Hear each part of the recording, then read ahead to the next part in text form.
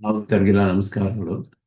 ಶ್ರೀನಿವಾಸೇತಿ ಶ್ರೇಷ್ಠದಯಾ ಪಾತ್ರಂ ಗುಣಾನ್ವಿತಃ ಕವಿಕೋನಂತರಂಗಾರ್ಯಶ್ಚಿರಂ ವಿಜೇತಾಂ ಭುವಿ ಯಸ್ಯಾತ್ಮೀಯಭರಂ ವರಪ್ರದ ಗುರವು ವೈರಾಗ್ಯಭಾಗ್ಯೋರ್ಧೋ ವೇದಾಂತಾಮೃತಸಾರವಂತಮನಘಾತ್ ಶ್ರೀನಿವಾಸಾತ್ ಗುರೋಃ ಶ್ರೀಶೈಲಾನ್ವಯಕೌಸ್ತುಭಸ್थितनयं ಶ್ರೇಯೋನಿಧे ಶ್ರೀನಿಧೇಃ ವಂದೇ ಸಾಧುಕಟಾಕ್ಷकेणिनिलयं श्रीकृष्णसद्देशिकं श्रीवासरङ्गपरकालमुनित्रयाप्तलक्ष्मात्मरक्षिणैति त्वैवागमान्तम् आचार्यभक्तिपरिपूतमनर्घशीलं गोपालदेशिकमुनिं गुरुमाश्रयामः।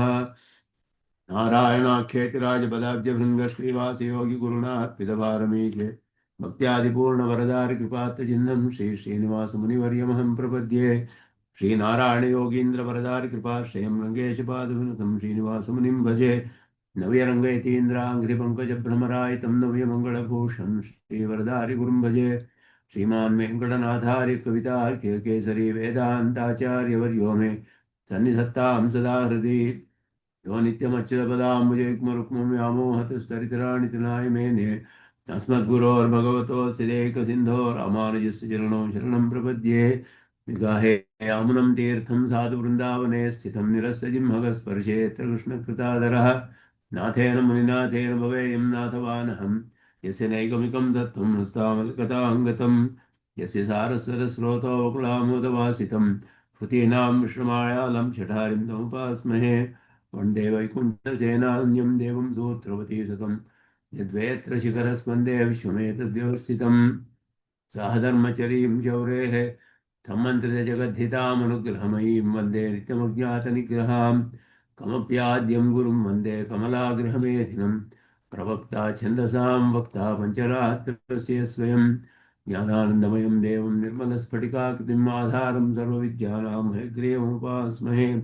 लक्ष्मीनेत्रोत्पलश्रीसततपरिचयादेशसंवर्धमानः नाभीनाळीकरिङ्घण्मधुकरपटली दत्तहस्तावलम्बः अस्माकं सम्पदोघानविरलतुलसीधामसञ्जातभूमा काळिन्दी कान्तिहारी कलयतु वपुषः काळिमा कैटभारेः।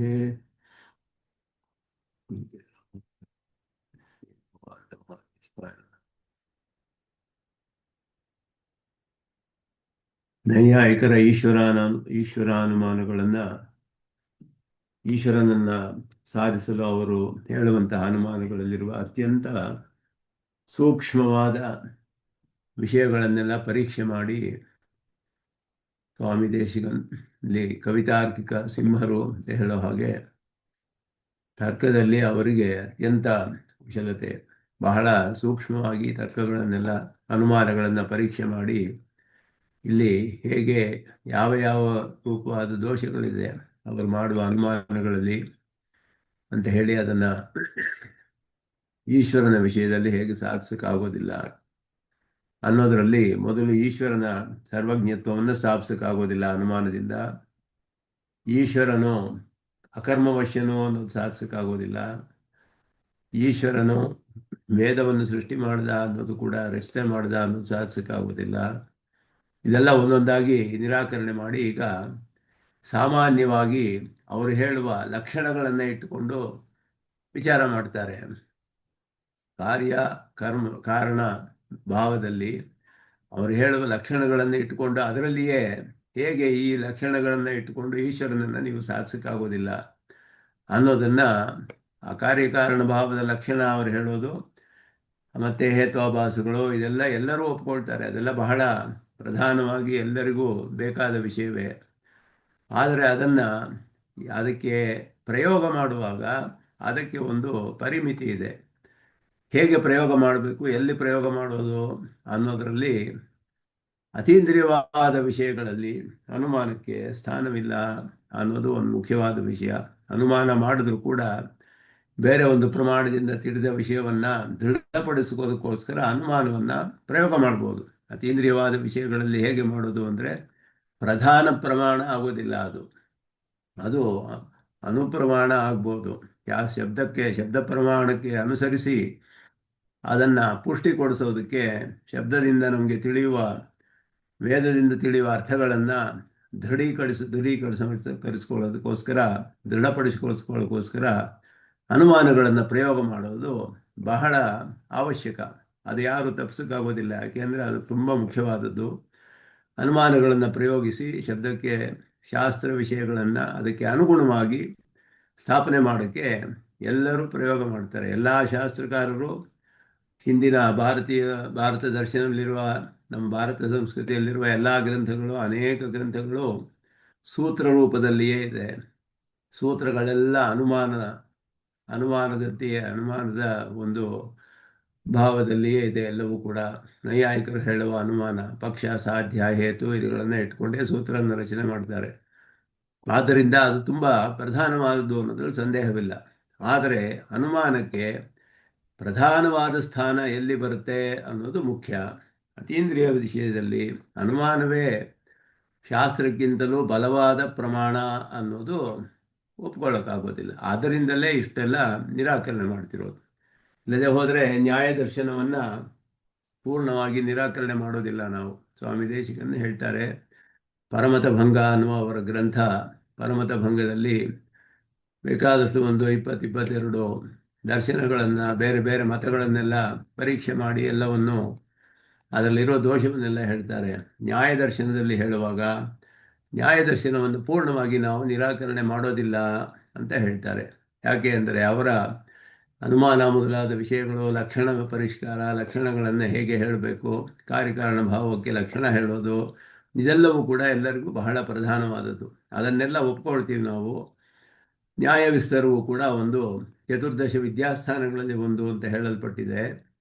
ಅದೆಲ್ಲ ನಾವು ಒಪ್ಕೊಳ್ತೀವಿ. ಆದರೆ ಅವರು ಸ್ಥಾಪಿಸುವ ಅನುಮಾನದಿಂದಲೇ ಈಶ್ವರನನ್ನು ಸ್ಥಾಪಿಸ್ತೀವಿ ಮೊದಲಾದ ಅತೀಂದ್ರಿಯ ವಿಷಯಗಳಿಗೆ ಅನುಮಾನವನ್ನೇ ಪ್ರಧಾನವಾದ ಪ್ರಮಾಣ ಅಂತ ಯಾವುದು ಹೇಳ್ತಾರೋ ಅದು ನಮಗೆ ಒಪ್ಪಿಗೆ ಇಲ್ಲ ಅಂತ ಹೇಳಿ, ಅದನ್ನು ಮತ್ತೆ ಬೇರೆ ಉಪಮಾನ ಮೊದಲಾದದ್ದೆಲ್ಲ ಪ್ರಮಾಣಗಳನ್ನು ಅವರು ಉಪಮಾನವನ್ನು ಒಪ್ಕೊಳ್ತಾರೆ. ಅದನ್ನೆಲ್ಲ ಸ್ವಾಮಿ ದೇಶಿಕನ್ವೇ ಎಲ್ಲೆಲ್ಲಿ ನಮಗೆ ವೇದಕ್ಕೆ ವಿರುದ್ಧವಾಗಿ, ಬ್ರಹ್ಮಸೂತ್ರಗಳಿಗೆ ವಿರುದ್ಧವಾಗಿ, ಶಾಸ್ತ್ರಗಳಿಗೆ ವಿರುದ್ಧವಾದ ವಿಷಯಗಳಲ್ಲಿ ನ್ಯಾಯದರ್ಶನದ ನಿರೂಪಣೆಗಳಿದೆಯೋ ಅದನ್ನೆಲ್ಲ ಪರಿಷ್ಕಾರ ಮಾಡಿ ನ್ಯಾಯ ಪರಿಶುದ್ಧಿ ಅನ್ನುವ ಗ್ರಂಥವನ್ನು ಬರೆದಿದ್ದಾರೆ. ನ್ಯಾಯ ಸಿದ್ಧಾಂಜನ, ನ್ಯಾಯ ಪರಿಶುದ್ಧಿ, ಇದೆರಡು ಪ್ರಮಾಣ ಪ್ರಮೇಯ ವಿಷಯಗಳಲ್ಲಿ ಸ್ವಾಮಿ ದೇಶಿಕನ್ ನ್ಯಾಯ ದರ್ಶನವನ್ನು ಪರಿಷ್ಕಾರ ಮಾಡಿ ಹೇಗೆ ನಾವು ಅದನ್ನು ನಾವು ಒಪ್ಕೊಳ್ಬಹುದು, ಬ್ರಹ್ಮಸೂತ್ರಕ್ಕೆ ವಿರುದ್ಧವಿಲ್ಲದಂತೆ, ಶಾಸ್ತ್ರಕ್ಕೆ ವಿರುದ್ಧವಿಲ್ಲದಂತೆ, ಅದನ್ನು ತೋರಿಸಿದ್ದಾರೆ ಅದ್ಭುತವಾಗಿ ಆ ಗ್ರಂಥಗಳಲ್ಲಿ.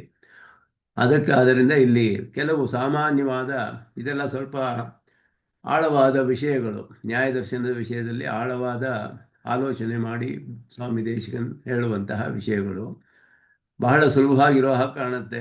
ಆದರೆ ಅದು ಬಹಳ ಸೂಕ್ಷ್ಮವಾದ ವಿಷಯಗಳಿದೆ ಅದರಲ್ಲಿ. ಈಗ ಮುಂದಿನ ಏನು ಹೇಳ್ತಾರೆ ಅಂದರೆ, ಕಾರ್ಯಗಳೆಲ್ಲವೂ ಕರ್ತೃಜನ್ಯ ಅನ್ನುವ ನಿಯಮ ಇಲ್ಲ ಅನ್ನೋದನ್ನು ಹೇಳ್ತಾ ಇದ್ದಾರೆ. ಇದೇನು ಹೀಗೆ ಹೇಳ್ತೀರಲ್ಲ ಅಂತ ಸ್ವಾಮಿ ದೇಶಿಕನ್ನ ಪ್ರಶ್ನೆ ಮಾಡ್ಬೋದು. ಕಾರ್ಯಗಳು ಕರ್ತೃಜನ್ಯ ಅಲ್ಲ ಅಂತ ಹೇಳಿಬಿಟ್ರೆ ಹೇಗೆ ಹೇಳಕ್ಕೆ ಸಾಧ್ಯ ಹೀಗೆ ಅಂತ ಹೇಳಿದ್ರೆ, ಅದನ್ನು ಲಕ್ಷಣವೊಂದು, ಅವರೆಲ್ಲ ಹೇಳುವ ಲಕ್ಷಣವನ್ನು ಇಟ್ಟುಕೊಂಡೇ ವಿಚಾರ ಮಾಡಿ ಸಾಧನೆ ಮಾಡ್ತಾರೆ. ಇಲ್ಲಿ ಅವ್ರು ಹೇಳೋದು ಜಗತ್ತೆಲ್ಲ ಕಾರ್ಯ, ಒಬ್ಬ ಕರ್ತ ಇರಬೇಕು ಅಂತ ಹೇಳಿದ್ರು. ಜಗತ್ತೆಲ್ಲ ಕಾರ್ಯ, ಕರ್ತ ಇರಬೇಕು. ಇದರ ಒಂದು ಸಂಗ್ರಹವಾದ ಅರ್ಥ ಏನು ಅಂದರೆ, ಇದು ಬಹಳ ಸೂಕ್ಷ್ಮವಾಗಿ ಪರೀಕ್ಷೆ ಮಾಡಿರೋ ವಿಷಯ ಸ್ವಾಮಿ ದೇಶಿಕನ ಈ ಶ್ಲೋಕದಲ್ಲಿ. ಕಾರ್ಯಕ್ಕೆ ಒಂದು ಕಾರಣ ಇರಬೇಕು ಅನ್ನೋದೆಲ್ಲ ಒಪ್ಕೊಳ್ತಾರೆ. ಆದ್ದರಿಂದ ಜಗತ್ತು ಕಾರ್ಯವಾದ್ದರಿಂದ ಜಗತ್ತಿಗೆ ಒಬ್ಬ ಕರ್ತ ಇರಬೇಕು. ಕರ್ತ ಅನ್ನೋದಕ್ಕೂ ಕಾರಣ ಅನ್ನೋದಕ್ಕೂ ವ್ಯತ್ಯಾಸವಿದೆ ಶಬ್ದಗಳಲ್ಲಿ, ಶಬ್ದ ಪ್ರಯೋಗದಲ್ಲಿ.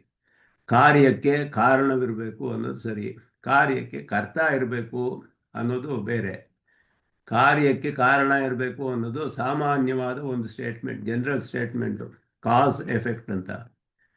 ಕಾಸ್ ಎಫೆಕ್ಟ್ ಅನ್ನೋದಕ್ಕೂ ಕೂಡ ಒಬ್ಬ ಕರ್ತೃ ಅಂತ ಹೇಳಿದ್ರೆ ಒಬ್ಬ ಆಥರ್, ಒಬ್ಬ ಕ್ರಿಯೇಟರ್ಗೂ ಎಫೆಕ್ಟ್ಗೂ, ಕಾಸ್ ಎಫೆಕ್ಟ್ಗೂ ಹೇಳುವಾಗ ಕಾಸ್ ಅಂತ ಬರೋ ಶಬ್ದ ಇಲ್ಲಿ ಕ್ರಿಯೇಟರ್ ಅಂತ ಶಬ್ದ ಬರುತ್ತೆ.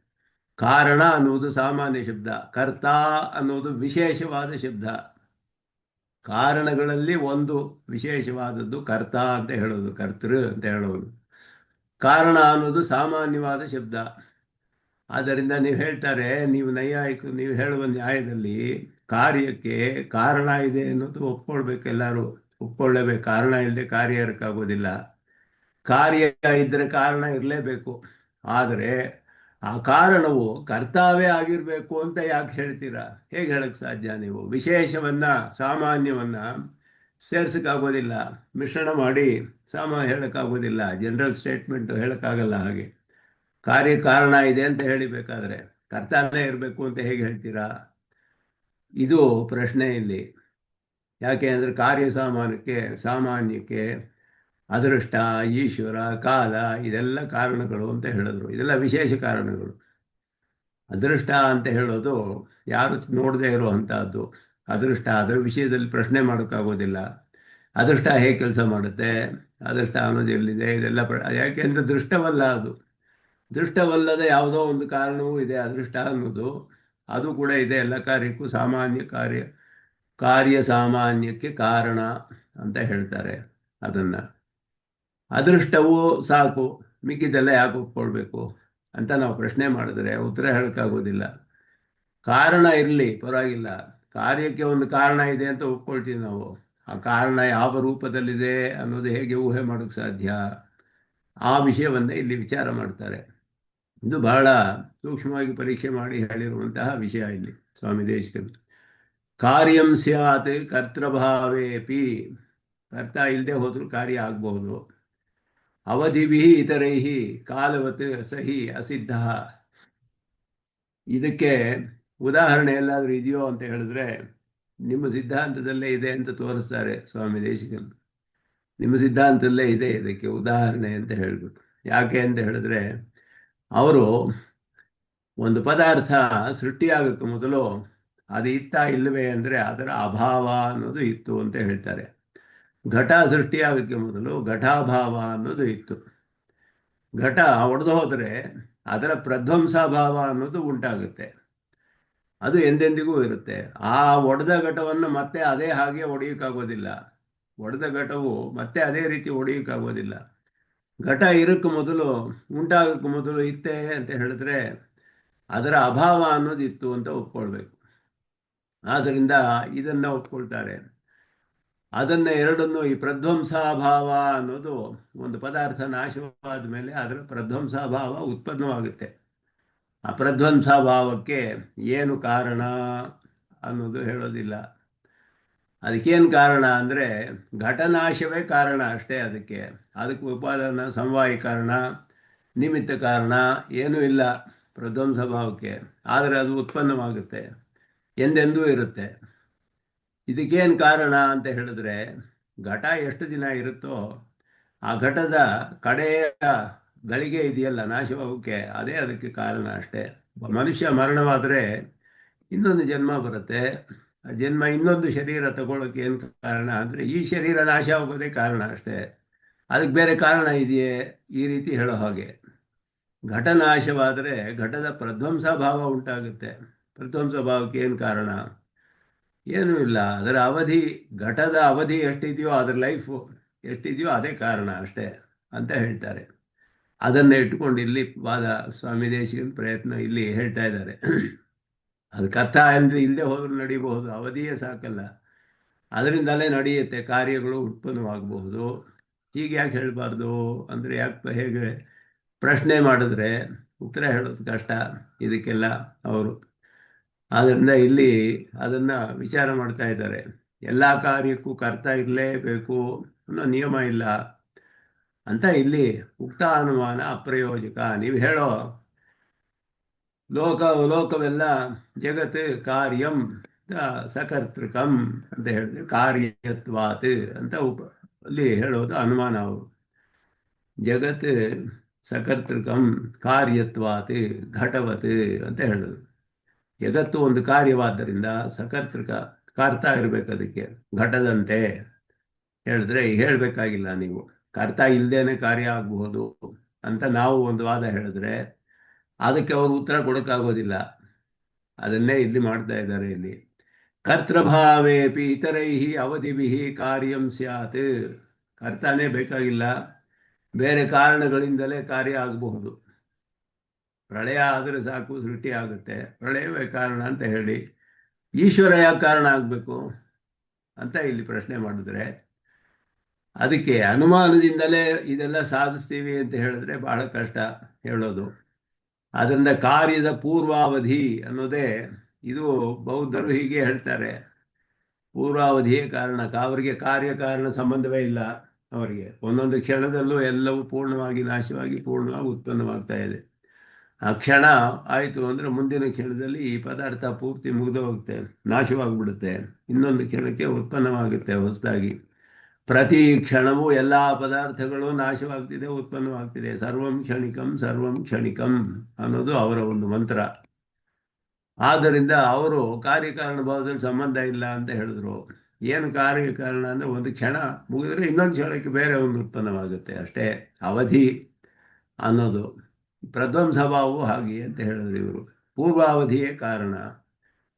ಆದ್ದರಿಂದ ಪ್ರಾಗಭಾವ ಪ್ರಧ್ವಂಸ ಭಾವ. ಪ್ರಾಗಭಾವ ಯಾವತ್ತಿಂದ ಇದೆ ಅಂತ ಹೇಳಿದ್ರೆ ಅನಾದಿ. ಪ್ರಾಗಭಾವ ಯಾವಾಗ ಉತ್ಪನ್ನವಾಯಿತು ಅಂತ ಹೇಳಿದ್ರೆ ಉತ್ಪತ್ತಿ ಇಲ್ಲ, ಅದಕ್ಕೆ ಅನಾದಿ. ಆದಿ ಇಲ್ಲ ಅದಕ್ಕೆ ಅಂದರು. ಆದರೆ ಅಂತ್ಯವಿದೆ. ಘಟ ಉತ್ಪನ್ನವಾದಾಗ ಅದರ ಪ್ರಾಗಭಾವ ನಾಶವಾಗುತ್ತೆ. ಘಟದ ಪ್ರಾಗಭಾವ ನಾಶವೇ ಘಟದ ಉತ್ಪತ್ತಿ ಅಂತ ಹೆಸರು. ಘಟದ ನಾಶವೇ ಪ್ರಧ್ವಂಸ ಭಾವದ ಉತ್ಪತ್ತಿ. ಪ್ರಧ್ವಂಸ ಭಾವಕ್ಕೆ ಉತ್ಪತ್ತಿ ಇದೆ, ಅಂತವಿಲ್ಲ. ಯಾವಾಗ ಮುಗಿಯುತ್ತೆ? ಪ್ರಧ್ವಂಸ ಭಾವ ಎಷ್ಟು ದಿನ ಇರುತ್ತೆ ಅಂದರೆ ಅನಂತವಾಗಿರುತ್ತೆ ಅಂತ ಹೇಳಿದ್ರು. ಯಾಕೆಂದರೆ ಒಂದು ಘಟ ಒಡೆದೋದ್ರೆ ಮತ್ತೆ ಒಡೆದೋ ಘಟವನ್ನು ಮತ್ತೆ ಹಾಗೆ ಹೊಡೆಯೋಕ್ಕಾಗೋದಿಲ್ವಲ್ಲ. ಗತಸ್ಯ ಗಮನಂ ನಾಸ್ತಿ ಕೃತಸ್ಯ ಕರಣಂ ನಾಸ್ತಿ ಅನ್ನೋದು ಒಂದು ನಿಯಮ. ಹಾಗೆ ಪೂರ್ವಾವಧಿಯೇ ಕಾರಣ ಅಂತ ಹೇಳಿದ್ದೀರಲ್ಲ ನೀವು. ಕಾರಣ ಅನ್ನುವ ಅರ್ಥದಲ್ಲಿ ಅವಧಿ ಉಪಯೋಗಿಸ್ತಾ ಇದ್ದಾರೆ. ಅದಕ್ಕೆ ಇಲ್ಲಿ ಅವಧಿ ಅಂತ ಹೇಳ್ಬಿಟ್ಟು ಅವಧಿ ಬಿಹಿ ಅಂತ ಹೇಳಿ. ಕಾರಣ ಅನ್ನುವ ಅರ್ಥದಲ್ಲಿ ಅವಧಿಯೇ ಕಾರಣ. ಹಿಂದಿನ ಒಂದು ಅವಸ್ಥೆಯ ಅವಧಿ ಯಾವುದಿದೆಯೋ ಆ ಅವಸ್ಥೆ ಮುಗಿದ್ರೆ ಮುಂದಿನ ಅವಸ್ಥೆಗೆ ಬರಬೇಕು. ಆ ಅವಸ್ಥೆಯ ಅವಧಿ ಅಂದರೆ ಲಿಮಿಟ್, ಅದುವೇ ಕಾರಣ ಆಗ್ಬೋದಲ್ಲ ಅಂತ ಹೇಳಿ. ಅದಕ್ಕೆ ಒಂದು ಲೋಕದಲ್ಲಿ ಒಂದು ಉಪಾದಾನ ಕಾರಣ, ಸಹಕಾರಿ ಕಾರಣ, ಇದೆಲ್ಲ ಸಮವಾಯಿ ಕಾರಣ, ಅಸಮವಾಯಿ ಕಾರಣ, ನಿಮಿತ್ತ ಕಾರಣ ಅಂತ ಅವರು ಹೇಳ್ತಾರೆ. ಅವರ ಪರಿಭಾಷೆ ಅದು. ಸಮವಾಯಿ ಕಾರಣ ಮೊದಲಾದದ್ದು. ನಾವು ಉಪಾದಾನ ಕಾರಣ ಅಂತ ಹೇಳೋದು ಅದು ಸಮವಾಯಿ ಕಾರಣ ಥರ ಅಲ್ಲಿ ಅವರು ಹೇಳೋದು. ಹಾಗೆಯೇ ಅಸಮವಾಯಿ ಕಾರಣ, ನಿಮಿತ್ತ ಕಾರಣ ಇದೆಲ್ಲ ಹೇಳ್ತಾರೆ. ಅನೇಕ ಕಾರಣಗಳಿರಬೇಕು ಒಂದು ಕಾರ್ಯಕ್ಕೆ. ಆದರೂ ಧ್ವಂಸಕ್ಕೆ ಉಪಾದಾನ ಕಾರಣವಿಲ್ಲ ಅಂತ ಹೇಳಿದ್ರು. ಎಲ್ಲೆಲ್ಲಿ ಸಿದ್ಧಾಂತಕ್ಕೆ ಅವರು ಅನುಕೂಲವಾಗಿದೆಯೋ ಅಲ್ಲೆಲ್ಲ ಈ ರೀತಿ ತರ್ಕ ಮಾಡ್ತಾರೆ.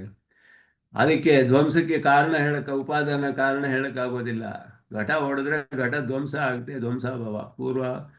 ಆದ್ದರಿಂದ ಇದೆಲ್ಲ ಅವ್ರು ಹೇಳುವಾಗ ಅದು ಧ್ವಂಸಕ್ಕೆ ಏನು ಕಾರಣ? ಅವಧಿ ಕಾರಣ. ಜಗತ್ತಿಗೂ ಯಾಕದು ಕಾರಣ ಆಗಬಾರ್ದು ಅಂತ ನಾವು ಪ್ರಶ್ನೆ ಮಾಡಿದ್ರೆ ಉತ್ತರ ಕೊಡೋಕ್ಕಾಗೋದಿಲ್ಲ. ಆದ್ದರಿಂದ ಇಲ್ಲಿ ಕರ್ತ ಇಲ್ಲದೆಯೇ ಪೃಥಿವಿಯಾಧಿಕಾರಿಗಳು ಆಗಬಹುದಲ್ಲ ಇದರಂತೆ ಅಂತ ಹೇಳಿದ್ರೆ, ಆದ್ದರಿಂದ ನೀವು ಹೇಳೋ ಈ ಅನುಮಾನದಿಂದ ಜಗತ್ ಸಕರ್ತೃಕಂ ಕಾರ್ಯತ್ವಾತ್ ಘಟವತ್ ಅಂದರೆ ಬೇಕಾಗಿಲ್ಲ. ಜಗತ್ ನ ಸಕರ್ತೃಕಂ ಕಾರ್ಯತ್ವಾತ್ ಪ್ರಧ್ವಂಸಾಭಾವಕವತ್ ಅಂತ ಹೇಳಿದ್ರೆ ಏನು ಉತ್ತರ ಕೊಡ್ತೀರಾ? ಉತ್ತರ ಕೊಡೋಕ್ಕಾಗೋದಿಲ್ಲ ಇದಕ್ಕೆ. ಆ ರೀತಿ ಪ್ರಶ್ನೆ ಮಾಡ್ತಾರೆ ಇಲ್ಲಿ. ಕಾರ್ಯ ಸಾಮಾನ್ಯಕ್ಕೆ ದೇಶ, ಕಾಲ, ದೃಷ್ಟ, ಈಶ್ವರ ಇದೆಲ್ಲ ಕಾರಣ ಪ್ರಸಿದ್ಧವಾಗಿ ಒಪ್ಕೊಂಡಿರುವಂಥ ವಿಷಯ. ಈಶ್ವರನ ಇಲ್ಲದೆಯೇ ಕಾರ್ಯವಾಗುವುದಾದರೆ ಕಾಲಾದಿಗಳು ಇಲ್ಲಿಯೇ ಕಾರ್ಯವಾಗಬಹುದಲ್ಲ, ಇದು ಇನ್ನೊಂದು ವಿಷಯ. ಕಾಲವೂ ಇರಬೇಕಾಗಿಲ್ವಲ್ಲ. ಕಾಲ ಮೊದಲಾದದ್ದು ಯಾಕೆ ಇರಬೇಕು? ಅದೃಷ್ಟ ಒಂದೇ ಸಾಕು. ಈಶ್ವರ ಇಲ್ಲದೆ ಕಾರ್ಯ ಆದರೆ ಅವರು ಅದಕ್ಕೆ ವಾದ ಮಾಡೋದು ಹೀಗೆ. ಇದು ಅವರ ವಾದ. ಪೂರ್ವ ಪಕ್ಷಿ ಹೇಳ್ತಾರೆ, ಇವಾಗ ನೈಯಾಯಿಕರು ಹೇಳ್ತಾರೆ ಈಶ್ವರನ ಈಗ ಕಾರಣ ಅಂತ ನಾವು ಒಪ್ಕೊಂಡಿದ್ದೀವಿ. ಎಲ್ಲಕ್ಕೂ ದೇಶ, ಕಾಲ, ಅದೃಷ್ಟ, ಈಶ್ವರ ಎಲ್ಲ ಇರಬೇಕು. ಈಶ್ವರ ಇಲ್ಲ ಅಂತ ಹೇಳಿದ್ರೆ ಕಾಲ ದೇಶನೂ ಇರಬೇಕಾಗಿಲ್ವಲ್ಲ, ಅದು ಇಲ್ಲದೆ ಹೋಗ್ಬಿಡುತ್ತೆ ಅವಾಗ. ಅದಾದರೆ ಆವಾಗ ಆ ಥರ ಒಪ್ಕೊಳ್ಳೋಕ್ಕಾಗೋದಿಲ್ಲ. ಯಾಕೆ ಅಂದರೆ ಅದೆಲ್ಲ ಕಾರಣವಾಗಲೇಬೇಕು, ಕಾಲ ಮೊದಲಾದದ್ದು ಅಂತ ಹೇಳಿದ್ರೆ. ಸಹಿ ಕಾಲವತ್ ಅಸಿದ್ಧ ಅಂತ ಹೇಳಿದ್ರು. ಕಾಲ ಅನ್ನೋದು ಬೇಕು ಅನ್ನೋದು ಎಲ್ಲರೂ ಒಪ್ಕೊಳ್ತಾರೆ. ಯಾವುದೋ ಒಂದು ಕಾಲದಲ್ಲಿ ಸೃಷ್ಟಿ ಆಗುತ್ತೆ, ಒಂದು ಕಾಲದಲ್ಲಿ ಮುಗಿಯುತ್ತೆ. ಉತ್ಪತ್ತಿ ನಾಶಗಳು ಒಂದೊಂದು ಕಾಲದಲ್ಲಿ ನಡೆಯುತ್ತೆ ಅನ್ನೋದು ಎಲ್ಲ ಒಪ್ಕೋತಾರೆ. ಆದರೆ ಆದ ಕಾಲದಂತೆ ಈಶ್ವರನು ಎಲ್ಲ ಒಬ್ಬೋ ಇದ್ದಾನೆ ಅಂತ ಎಲ್ಲರೂ ಒಪ್ಕೊಳ್ಳೋಕ್ಕಾಗೋದಿಲ್ಲ. ಕಾಲ ಅನ್ನೋದು ನಮಗೆ ಪ್ರತ್ಯಕ್ಷವಾಗಿ ಕಂಡು ಬರುತ್ತೆ. ಒಂದು ಪದಾರ್ಥ ಸೃಷ್ಟಿಯಾಗುತ್ತೆ, ನಾನು ಇವಾಗ ಇಲ್ಲಿದ್ದೀನಿ, ಮುಂದಿನ ಕ್ಷಣ ಬೇರೆ ಎಲ್ಲೋ ಇರ್ತೀನಿ, 10 ನಿಮಿಷ ಬಿಟ್ಟು ಬೇರೆ ಎಲ್ಲ ಇರ್ತೀನಿ, ನಡೆದುಕೊಂಡು ಹೋಗೋಕ್ಕೆ 5 ನಿಮಿಷ ಬೇಕು, ಓದೋದಕ್ಕೆ 10 ನಿಮಿಷ ಬೇಕು. ಹೀಗೆಲ್ಲ ಈ ಕಾಲದ ಒಂದು ಪರಿ ಇದೆ ಅಂತ ಹೇಳೋದು ಎಲ್ಲರಿಗೂ ಸರ್ವಾನುಭವ ಸಿದ್ಧ. ಈಶ್ವರ ಕಾರಣ ಅನ್ನೋದು ಎಲ್ಲಿ ಸಿದ್ಧವಾಗಿದೆ? ಸರ್ವಜ್ಞತ್ವ ಎಲ್ಲಿ ಸಿದ್ಧವಾಗಿದೆ ಲೋಕದಲ್ಲಿ? ಇದೆಲ್ಲ ಸಿದ್ಧವಾಗಿಲ್ವಲ್ಲ. ಕಾಲನ್ನು ಈಶ್ವರವನ್ನು ನೀವು ಸೇರಿ ಈಶ್ವರ ಇಲ್ಲ ಅಂತ ಒಪ್ಕೊಳ್ಬೇಕಾದ್ರೆ ಕಾಲವೂ ಇಲ್ಲ ಅಂತ ಒಪ್ಕೊಳ್ಬೇಕು ಅಂತ ನೀವು ವಾದ ಮಾಡೋದು ಸರಿ ಇಲ್ಲ ಅಂತ ಹೇಳ್ತಿದ್ದಾರೆ. ಯಾಕೆ ಅಂದರೆ ಅದು ಕಾಲ ಅನ್ನೋದು ಸಿದ್ಧವಾಗಿದೆ, ಕಾಲದಂತೆ ಈಶ್ವರನು ಸಿದ್ಧವಾಗಿಲ್ಲ ಅಂತ ಅರ್ಥ. ಇಲ್ಲಿ ಅಸಿದ್ಧ, ಇಲ್ಲಿ ಹೇಳುವ ಅಸಿದ್ಧ ಶಬ್ದಕ್ಕೆ ವಿಶೇಷವಾದ ಅರ್ಥ. ಅವ್ರು ಹೇಳೋದು ಇಲ್ಲಿ ತೇಚ ಅದೃಷ್ಟ ಕಾಲವತಿ ಅಸಿದ್ಧ. ಯಾಕೆಂದರೆ ಅಸಿದ್ಧ ಅನ್ನೋದು ಅವರ ಒಂದು ಪಾರಿಭಾಷಿಕ ಶಬ್ದವೂ ಇದೆ. ಹೇತ್ವಾಭಾಸಗಳಲ್ಲಿ ಅಸಿದ್ಧ ಅನ್ನುವುದು ಒಂದು ಹೇತ್ವಾಭಾಸ, ಅದಕ್ಕೆ ಹೆಸರೇ ಅಸಿದ್ಧ ಅಂತ. ಹೇತ್ವಾಭಾಸಕ್ಕೆ ಅಸಿದ್ಧ ಅಂತ ಹೆಸರು. ಆದರೆ ಆ ಒಂದು ಅರ್ಥದಲ್ಲಿ ಇಲ್ಲಿ ಉಪಯೋಗಿಸಿಲ್ಲ ಅಸಿದ್ಧ ಶಬ್ದ. ನ ಸಿದ್ಧ ಅಸಿದ್ಧ ಹಾಗೆ ಅರ್ಥ ಮಾಡಬೇಕು. ಅದರಿಂದ ಅನ್ನೋದೇ ಒಂದು ಬೇರೆ ಪದ ಅಂತ ಅರ್ಥ. ಇಲ್ಲಿ ಅಸಿದ್ಧ ನ ಸಿದ್ಧ ಅಸಿದ್ಧ ಅನ್ನೋ ಅವ್ರ ಶಬ್ದ ಇದೆ. ಅಸಿದ್ಧ ಅನ್ನೋ ಹೇತ್ವಾಭಾಸವಲ್ಲ ಇಲ್ಲಿ ಹೇಳ್ತಾ ಇರೋದು ಅನ್ನೋದನ್ನು ಸ್ಪಷ್ಟಪಡಿಸ್ತಾರೆ ಈ ಶ್ಲೋಕದಲ್ಲಿ. ಶ್ಲೋಕ ಅರ್ಥ ಮಾಡ್ಕೊಳ್ಳೋದೇ ಕಷ್ಟ ಬಹಳ. ಈಶ್ವರನು ಕಾಲ ಪದಾರ್ಥದಂತೆ ಸರ್ವಸಮ್ಮತನಲ್ಲವಲ್ಲ. ಕಾಲವನ್ನು ಎಲ್ಲರೂ ಅನುಭವಿಸ್ತಾರೆ, ಪ್ರತ್ಯಕ್ಷವಾಗಿ ಎಲ್ಲ ಒಪ್ಕೊಳ್ತಾರೆ. ಈಶ್ವರನ್ನ ಹಾಗೆ ಎಲ್ಲರೂ ಒಪ್ಕೊಳ್ಳೋಕೆ ಸಾಧ್ಯವೇ? ಅಕರ್ಮವಶನಾದ ಸರ್ವಜ್ಞನಾದ ಈಶ್ವರನು ಎಲ್ಲಕ್ಕೂ ಕಾರಣ. ಕಾರಣ ಅನ್ನೋದು ಎಲ್ಲಕ್ಕೂ ಗೊತ್ತಾಗುತ್ತೆ, ಎಲ್ಲರೂ ಅನುಭವಿಸ್ತಾರೆ ಪ್ರತ್ಯಕ್ಷವಾಗಿ. ಎಲ್ಲ ವಿಷಯದಲ್ಲೂ ಕಾಲ ಇಲ್ಲದೆ ಏನು ನಡೆಯೋದಿಲ್ಲ ಅನ್ನೋದು ಗೊತ್ತು. ಆದ್ದರಿಂದ ಈಶ್ವರನನ್ನು ಒಪ್ಪದೆ ಹೋದರೆ ಕಾಲವು ಒಪ್ಕೊಳ್ಳೋಕ್ಕಾಗೋದಿಲ್ಲ ಅಂತ ಹೇಳೋಕ್ಕಾಗೋದಿಲ್ಲ ನೀವು ಅಂತ ಇಲ್ಲಿ ಹೇಳ್ತಿದ್ದಾರೆ. ಅನ್ನೋದು ಬೇರೆ ಪದ ಅಂತ ಯಾಕೆ ಹೇಳ್ತಿದ್ದಾರೆ ಅಂದರೆ ಅದನ್ನು ಬಿಡಿಸಿ ಸಮಾಸ ಮಾಡುವಾಗ ಅಸಿದ್ಧ ಅಂದರೆ ನ ಸಿದ್ಧ ಅಸಿದ್ಧ ಅಂತ ಅರ್ಥ ಮಾಡಬೇಕು. ಅಸಿದ್ಧ ಅನ್ನೋದು ಒಂದು ಶಬ್ದವಲ್ಲ, ಪಾರಿಭಾಷಿಕ ಶಬ್ದ. ಒಂದಿನ ನೈಯಾಯಿಕರೇ ಹೇಳುವ ಹೇತ್ವಾಭಾಸವು ಒಂದು ಹೆಸರು ಅದಕ್ಕೆ. ಸತ್ಪ್ರತಿಪಕ್ಷ, ಸಿದ್ಧ, ವಿರುದ್ಧ, ಮತ್ತು ವ್ಯಭಿಚರಿತ ಮೊದಲಾದದ್ದೆಲ್ಲ ಅನೈಕಾಂತಿಕ, ಇದೆಲ್ಲ ಅವರು ಹೇಳುವಂತಹ ಪಾರಿಭಾಷಿಕ ಶಬ್ದಗಳು, ಹೇತ್ವಾಭಾಸಗಳಿಗೆ ಹೆಸರುಗಳು ಇದೆಲ್ಲ. ಅಸಿದ್ಧ ಅಂತ ಒಂದು ಹೇತ್ವಾಭಾಸವಿದೆ, ಅದನ್ನೇ ಇಲ್ಲಿ ಹೇಳ್ತಾ ಇಲ್ಲ. ಸಿದ್ಧ ಅನ್ನೋದು ಇಲ್ಲಿ ಹೇಗೆ ಪ್ರಯೋಗ ಮಾಡಿದ್ದಾರೆ ದೇಶಿಕರು ಅಂತ ಹೇಳಿದ್ರೆ ನ ಸಿದ್ಧ ಅಸಿದ್ಧ. ಕಾಲದಂತೆ ಸಿದ್ಧನಾಗಿಲ್ಲ ಅವನು. ಕಾಲವು ಹೇಗೆ ಪ್ರತ್ಯಕ್ಷವಾಗಿ ಎಲ್ಲರಿಗೂ ಅನುಭವ ಆಗ್ತಿದೆಯೋ ಆ ರೀತಿ ಈಶ್ವರನು ಎಲ್ಲಕ್ಕೂ ಕಾರಣ ಅನ್ನೋದು ಯಾರಿಗೂ ಅನುಭವಕ್ಕೆ ಬರ್ತಾ ಇಲ್ಲ. ಆದ್ದರಿಂದ ಈಶ್ವರನ ಸಿದ್ಧಿ ಆಗ್ತಾ ಇಲ್ಲ. ಆದ್ದರಿಂದ ನೀವು ಈಶ್ವರನನ್ನು ನೀವು ಕಾರಣ ಅಂತ ಒಪ್ಕೊಳ್ಳದೆ ಹೋದರೆ ಕಾಲವು ಕಾರಣ ಅಂತ ಒಪ್ಕೊಳ್ಳದೆ ಇರಬೇಕಾಗತ್ತೆ ಅಂತ ನೀವು ಪ್ರತಿಯಾಗಿ ನಮಗೆ ವಾದ ಹೇಳೋದಕ್ಕಾಗೋದಿಲ್ಲ, ತರ್ಕ ಮಾಡೋಕ್ಕಾಗೋದಿಲ್ಲ ಅನ್ನೋದನ್ನು ಹೇಳ್ತಿದ್ದಾರೆ ಇಲ್ಲಿ. ಜಗತ್ತಿಗೆ ಕಾರಣನಾಗಿ ಈಶ್ವರನ ಒಪ್ಪದೆ ಹೋದರೆ ಅದಕ್ಕೆ ಮೇಲೆ ಅವರು ಹೇಳ್ತಾರೆ ಚೇತನನ ಪ್ರೇರಣೆ ಇಲ್ಲದೆ ಜಡವಾದ ಕಾಲ ಮೊದಲಾದ್ದು ಕಾರ್ಯಕಾರ ಆಗೋಕ್ಕೂ ಸಾಧ್ಯವಿಲ್ಲವಲ್ಲ ಅಂತ ಹೇಳಿದ್ರೆ ಇನ್ನೊಂದು ವಿಧಿಯಲ್ಲ ಅದೃಷ್ಟ ಅನ್ನೋದು. ಅದನ್ನು ಯಾಕೆ ಹೇಳ್ಕೋಬಾರ್ದು ನೀವು? ಈಶ್ವರನ್ನ ಯಾಕೆ ಹೇಳಬೇಕು ಅಂತ ಹೇಳ್ತಾರೆ. ತೇಜ ಅದೃಷ್ಟ ಪ್ರೇರಿತ, ಅದೃಷ್ಟದಿಂದ ಪ್ರೇರಿತವಾಗಲಿ ಚೇತನನೇ ಹಾಕಬೇಕು. ಯಾಕೆ ಅಂದರೆ ಅದೃಷ್ಟ ಅನ್ನೋದು ಯಾರಿಗೂ ಗೊತ್ತಿಲ್ಲ ಅದರ ಸ್ವರೂಪ. ಅದೃಷ್ಟ ಅನ್ನೋದೇನು? ದೃಷ್ಟವಾಗಿಲ್ಲದೆ ಇರೋದೇ ಅದೃಷ್ಟ, ತಿಳಿದೇ ಇರೋ ವಿಷಯ. ಅದನ್ನು ಇಟ್ಕೊಂಡೇ ನೀವು ಸಾಧಿಸ್ಬೋದಲ್ಲ, ಈಶ್ವರನ್ನೇ ಇಟ್ಕೊಂಡು ಯಾಕೆ ಸಾಧಿಸ್ಬೇಕು? ಇದೆಲ್ಲ ತರ್ಕಕ್ಕೆ ಪ್ರತಿತರ್ಕಗಳು. ಅವರು ಹೇಳುವ ಶಬ್ದಗಳನ್ನು ಇಟ್ಟುಕೊಂಡು ಏಕತ್ಯಾಗೆ ಅನ್ಯಹೇತು ತ್ಯಜನಂ, ಒಂದು ತ್ಯಾಗ ಮಾಡಿದ್ರೆ ಇನ್ನೊಂದು ಕಾರಣವನ್ನು ತ್ಯಾಗ ಮಾಡಬೇಕು. ಇತಿಚ ನ ಧ್ವಂಸವತ್ ಸಾವಧಿತ್ವಾತ್, ಧ್ವಂಸದಂತೆ ಧ್ವಂಸಕ್ಕೆ ಸಾವಧಿಕ ಅಂತ ಹೇಳ್ತೀವಿ, ಕಾರಣ ಅದಕ್ಕೆ ಅಷ್ಟೇ. ಅದು ಸಾವಧಿಕ ಅಂದರೆ ಅವಧಿಯ ಕಾರಣ ಪ್ರಧ್ವಂಸ ಭಾವಕ್ಕೆ. ಆ ರೀತಿ ನಾವು ಇದಕ್ಕೆ ಹೇಳೋಕ್ಕಾಗೋದಿಲ್ಲ. ಯಾಕೆಂದರೆ ಈಶ್ವರನೇ ಬೇಡ ಅಂತ ಹೇಳಿಬಿಟ್ರೆ ಕಾಲವು ಬೇಡ ಅಂತ ಹೇಳಬೇಕು ಅಂತ ಹೇಳಿದ್ರೆ ಅದು ಹಾಗೆ ಹೇಳೋಕ್ಕೆ ಕಾಲವು ಬೇಡ ಅಂತ ಹೇಳಬೇಕು ಅಂತ ಹೇಳಿದ್ರೆ ಕಾಲ ಎಲ್ಲರಿಗೂ ಪ್ರತ್ಯಕ್ಷ, ಈಶ್ವರ ಆ ರೀತಿ ಎಲ್ಲರಿಗೂ ತಿಳಿದು ಬಂದಿಲ್ಲ. ಆದ್ದರಿಂದ ನೀವು ಈ ರೀತಿ ಈಶ್ವರ ಇಲ್ಲದೆ ಹೋದರೆ ಕಾಲವೂ ಇಲ್ಲದೆ ಹೋಗಬೇಕಾಗುತ್ತೆ ಅಂತ ಹೇಳೋದು ಸರಿ ಇಲ್ಲ ಅನ್ನೋದನ್ನು ತರ್ಕ ಮಾಡೋದು. ಅದಕ್ಕೆ ಮೇಲೆ ಅವ್ರು ಹೇಳ್ತಾರೆ ಇಲ್ಲ ಇಲ್ಲ, ಕಾಲಕ್ಕೆ ಕಾಲ ಇರಬೇಕು ಅಂತ. ಹಾಗಾದರೆ ಕಾಲ ಇರಲಿ, ಈಶ್ವರ ಇರಬೇಕಾಗಿಲ್ಲ ಅಂತ ಹೇಳಿದ್ರೆ ಕಾಲವನ್ನು ಪ್ರೇರಣೆ ಮಾಡೋ ಒಬ್ಬ ಇರಬೇಕಲ್ಲ, ಚೇತನ. ಈ ಕಾಲದಲ್ಲಿ ಇದಾಗಬೇಕು ಅನ್ನೋದು ಹೇಗೆ ನಿಶ್ಚಯ ಮಾಡೋದು? ಯಾರು ನಿಶ್ಚಯ ಮಾಡ್ತಾರೆ? ಕಾಲ ಅಚೇತನ, ಅದೇ ನಿಶ್ಚಯ ಮಾಡೋಕ್ಕಾಗೋದಿಲ್ಲ, ಒಬ್ಬ ನಿಶ್ಚಯ ಮಾಡಬೇಕಲ್ಲ ಅಂತ ಹೇಳಿದ್ರೆ ಈ ಕಾಲದ ಜೊತೆ ನೀವು ಇನ್ನೊಂದು ಶಬ್ದ ಹೇಳಿದಿರಲ್ಲ, ಅದೃಷ್ಟ ಅದು ಒಂದು ಸಾಮಾನ್ಯ ಕಾರಣ. ಅದೃಷ್ಟ ಯಾಕೆ ಆಗಬಾರ್ದು? ಪ್ರೇರಣೆ ಅದೃಷ್ಟವೇ ಆಗಲಿ. ಯಾಕೆ ಅಂದರೆ ಕಾಲಾದಿಗಳು ಅದೃಷ್ಟ ಪ್ರೇರಣೆಯಿಂದಲೇ ಕಾರ್ಯವನ್ನು ಮಾಡಬಹುದು. ಅದೃಷ್ಟ ಅನ್ನೋದು ಅದು ಪ್ರಶ್ನೆ ಮಾಡೋಕ್ಕಾಗೋದಿಲ್ಲ ಅದೃಷ್ಟ ವಿಷಯದಲ್ಲಿ. ತಸ್ಮಾತ್ ಹೇತೋ ಅಭಾವೇ ನ ಫಲಮಿತಿ ಗತಿ ತದ್ವಿಶೇಷ ವಿಶೇಷ. ಅದು ಹೇಳಿದ್ರು ಅದೃಷ್ಟವೂ ಕೂಡ ಜಡ, ಚೇತನ ಪ್ರೇರಣೆ ಇದೆ, ಕಾರ್ಯ ಆಗಲು ಹೇಗೆ ಸಾಧ್ಯ ಅಂತ ಹೇಳಿದ್ರೆ ತದಪಿತು ಯತನವತ್ ಯತ್ನ ಅನಪೇಕ್ಷಂ ಸ್ಯಾತ್. ಯತನವತ್ ಯತ್ನ ಅನಪೇಕ್ಷಂ ಸ್ಯಾತ್ ಅಂತ ಹೇಳಿದ್ರು. ಇಲ್ಲಿ ಅದು ಮೊದಲೇ ಬರುತ್ತೆ. ತೇಚ ಅದೃಷ್ಟಾದ ಅದೃಷ್ಟ ಅದೃಷ್ಟ ಪ್ರಯುಕ್ತ ತದಪಿ ಯತನವತ್ ಸ್ಯಾತ್ ತತ್ತು ಯತ್ನ ಅನಪೇಕ್ಷಂ ಅಂತ ಹೇಳಿದ್ರು. ಯತ್ನದಂತೆ ಆಗಾಗ್ಬೋದು. ಪ್ರಯತ್ನ ಅನ್ನೋದು ಅವರು ನಿರೂಪಣೆ ಸಿದ್ಧಾಂತದಲ್ಲಿ ನಿರೂಪಣೆ ಮಾಡುವ ವಿಷಯಗಳನ್ನೇ ಇಟ್ಟುಕೊಂಡು ಇತರ ಅನುಮಾನಗಳಿಗೆ, ಒಂದು ಅನುಮಾನದಲ್ಲಿ ಒಂದು ಪ್ರಮೇಯದಲ್ಲಿ ಒಂದು ವಿಧವಾದ ಅನುಮಾನ, ಇನ್ನೊಂದು ಪ್ರಮೇಯದಲ್ಲಿ ಅದಕ್ಕೆ ವಿರುದ್ಧವಾದ ಅನುಮಾನ, ಹೀಗೆ ಮಾಡ್ತಿರಲ್ಲ ನೀವು, ಇದು ಹೇಗೆ ಸರಿ? ನಾವು ಹಾಗೆ ಒಪ್ಕೊಂಡಿದ್ದೀವಿ ಅಂದರೆ ನಾವು ಯಾರು ಪ್ರಶ್ನೆ ಮಾಡೋಕ್ಕಾಗೋದಿಲ್ಲ. ಆಗ ಆಗ ನಮಗೂ ನಿಮಗೂ ವಾದವೇ ಇರೋದಿಲ್ಲ ಅನ್ನೋ ಪ್ರಶ್ನೆ ಬರುತ್ತೆ. ಆದ್ದರಿಂದ ಎಲ್ಲವೂ ಏಕರೂಪವಾಗಿ ಒಂದಕ್ಕೊಂದಕ್ಕೆ ಪರಸ್ಪರ ಸ್ವವಚನ ವಿರೋಧ ಅನ್ನೋದು ಇರಬಾರ್ದು ಸಿದ್ಧಾಂತದಲ್ಲಿ. ಅವ್ರು ಹೇಳಿದ್ರು ಪ್ರಯತ್ನಕ್ಕೆ ಏನು ಕಾರಣ ಅಂತ ನಾವು ಹೇಳ್ತೀವಿ. ಪ್ರಯತ್ನ ಅನ್ನೋದು ಹೇಗೆ ಸಾಧ್ಯ ಆಗುತ್ತೆ? ಅದಕ್ಕೆ ಇನ್ನೊಂದು ಪ್ರಯತ್ನ ಬೇಕೇ ಅಂದರೆ ಬೇಕಾಗಿಲ್ಲ. ಪ್ರಯತ್ನಕ್ಕೆ ಇನ್ನೊಂದು ಪ್ರಯತ್ನ ಬೇಕಾಗಿಲ್ವಲ್ಲ. ಹಾಗೆ ಅದೃಷ್ಟಕ್ಕೆ ಇನ್ನೊಂದು ಪ್ರೇರಕ ಯಾಕೆ ಬೇಕು ನಿಮಗೆ ಅಂತ ಪ್ರಶ್ನೆ ಮಾಡ್ತೀವಿ. ಅದೃಷ್ಟವು ಪ್ರಯತ್ನಕ್ಕೆ ಮತ್ತೊಂದು ಪ್ರಯತ್ನದ ಅವಶ್ಯ ಇಲ್ಲದಂತೆ ಮತ್ತೊಬ್ಬರ ಪ್ರೇರಣೆ ಇಲ್ಲದೆ ಕೆಲಸ ಮಾಡ್ಬೋದಲ್ಲ. ಒಂದು ಪ್ರಯತ್ನ ನಾವು ಮಾಡಬೇಕು ಅಂದರೆ ಅದಕ್ಕೇನು ಕಾರಣ ಅಂದರೆ ಇನ್ನೊಂದು ಪ್ರಯತ್ನ ಬೇಕೇ ಅದಕ್ಕೆ ಅಂದರೆ ಬೇಡ. ಅದೃಷ್ಟಕ್ಕೆ ಅದರಿಂದ ಪ್ರೇರಕ ಬೇಕಾಗಿಲ್ಲ. ಅದೃಷ್ಟವು ತಾನೇ ಕೆಲಸ ಮಾಡಲಿ ಅಂತ ಹೇಳಿದ್ರೆ ಆವಾಗ ಅದಕ್ಕೂ ಉತ್ತರ ಕೊಡೋದು ಕಷ್ಟ. ಇದೆಲ್ಲ ತರ್ಕಗಳು, ಪ್ರತಿತರ್ಕಗಳು. ನಾವು ಶಬ್ದಗಳನ್ನು ಇಟ್ಕೊಂಡು ಹೇಳೋದು. ಒಂದು ಕಾರ್ಯ ಆಗಬೇಕಾದ್ರೆ ಪ್ರಯತ್ನ ಅನ್ನೋದು ಅವಶ್ಯಕ. ಆದ್ದರಿಂದ ಅದಕ್ಕೆ ಜ್ಞಾನ, ಸಂಕಲ್ಪ ಅಥವಾ ಒಂದು ಇಚ್ಛೆ ಬರಬೇಕು, ಅವನಿಗೆ ಮಾಡಬೇಕು ಅಂತ ಹೇಳಿ, ಮತ್ತೆ ಪ್ರಯತ್ನ, ಇದು ಮೂರು ಇರಬೇಕು ಅವನಿಗೆ. ಆ ಪ್ರಯತ್ನಕ್ಕೆ ಇನ್ನೊಂದು ಪ್ರಯತ್ನ ಬೇಕಾಗಿಲ್ಲ. ಒಂದು ಪ್ರಯತ್ನಕ್ಕೆ ಮತ್ತೊಂದು ಪ್ರಯತ್ನದ ಅಪೇಕ್ಷೆ ಇಲ್ಲವಲ್ಲ.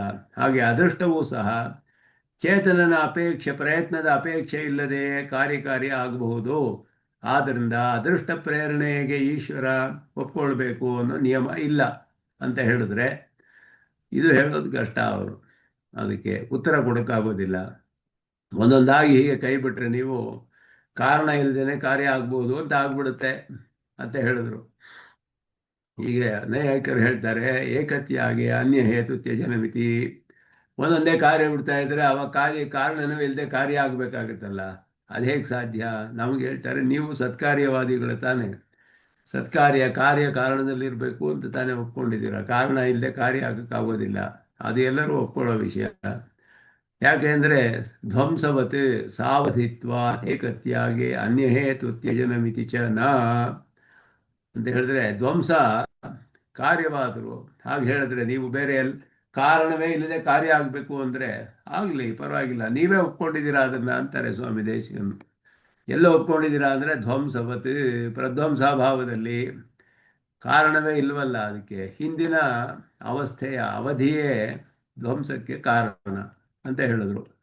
ಅದಕ್ಕೆ ಯಾವುದು ಕಾರಣ ಇಲ್ಲ, ಬೇರೆ ಸಮವಾಯಿ ಕಾರಣವೂ ಇಲ್ಲ, ಅಸಮವಾಯಿ ಕಾರಣವೂ ಇಲ್ಲ, ನಿಮಿತ್ತ ಕಾರಣವೂ ಇಲ್ಲ, ಏನೂ ಇಲ್ಲ. ಪ್ರಧ್ವಂಸ ಭಾವಕ್ಕೆ ಹಿಂದಿನ ಅವಸ್ಥೆಯ ಅವಧಿ ಅದುವೇ ಕಾರಣ ಅಷ್ಟೇ. ಘಟ ಒಡೆದರೆ ಪ್ರಧ್ವಂಸ ಭಾವ ಉತ್ಪತ್ತಿ ಆಗೋಗುತ್ತೆ. ಅದಕ್ಕೆ ಬೇರೆ ಏನು ಕಾರಣ ಬೇಕಾಗಿಲ್ಲ. ಈ ರೀತಿ ಹೇಳ್ಬೋದಲ್ಲ ಅಂತ ನಾವು ಪ್ರಶ್ನೆ ಮಾಡ್ತೀವಿ. ಧ್ವಂಸ ಕಾರ್ಯವಾದರೂ ಸಮವಾಯಿ ಕಾರಣ ಇಲ್ಲದೆಯೇ ಅದು ಬರೋ ಹಾಗೆ ಒಂದು ಕಾರಣವನ್ನು ನಿರಾಕರಿಸಿದ್ರೆ ಕಾರಣವಿಲ್ಲದೆ ಕಾರ್ಯಬೌಲಿ ಅಂತ ಹೇಳಬೇಕಾಗಿಲ್ಲ ನೀವು, ಅವಧಿಯೇ ಕಾರಣವಾಗಬಹುದು. ಆದ್ದರಿಂದ ಇಲ್ಲಿ ತಸ್ಮಾತ್ ಹೇತೋ ಅಭಾವೇ ನ ಫಲಂ ಇತಿ ಗತಿ. ಕಾರಣವಿಲ್ಲದೆ ಕಾರ್ಯ ಬರೋದಿಲ್ಲ, ಅಷ್ಟು ಮಾತ್ರ ಹೇಳಕ್ಕೆ ಸಾಧ್ಯ. ಹೇತೋ ಅಭಾವೇ ನ ಫಲಂ, ಇಷ್ಟು ಹೇಳ್ಕೊಳ್ಳಿ, ಒಪ್ಕೊಳ್ತೀವಿ ನಾವು.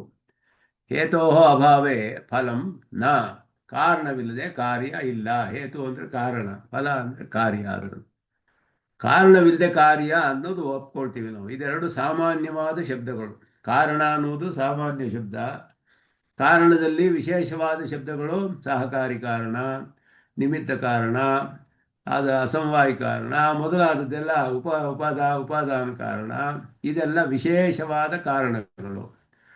ಕಾರಣ ಅಂತ ಹೇಳಿದ್ರೆ ಜನರಲ್ ಟರ್ಮ್, ಸಾಮಾನ್ಯ ಶಬ್ದ, ಕಾಸ್ ಅಷ್ಟೇನೆ. ಅದರಲ್ಲಿ ಸ್ಪೆಸಿಫಿಕ್ ಕಾಸಸ್ ಇರುತ್ತೆ. ಒಬ್ಬ ಏಜೆಂಟ್ ಇರಬೇಕು, ಮೆಟೀರಿಯಲ್ ಇರಬೇಕು, ಇದೆಲ್ಲ ಸ್ಪೆಸಿಫಿಕ್ ಕಾಸಸ್, ಇದೆಲ್ಲ ವಿಶೇಷವಾದ ಕಾರಣಗಳು ಇದೆಲ್ಲ.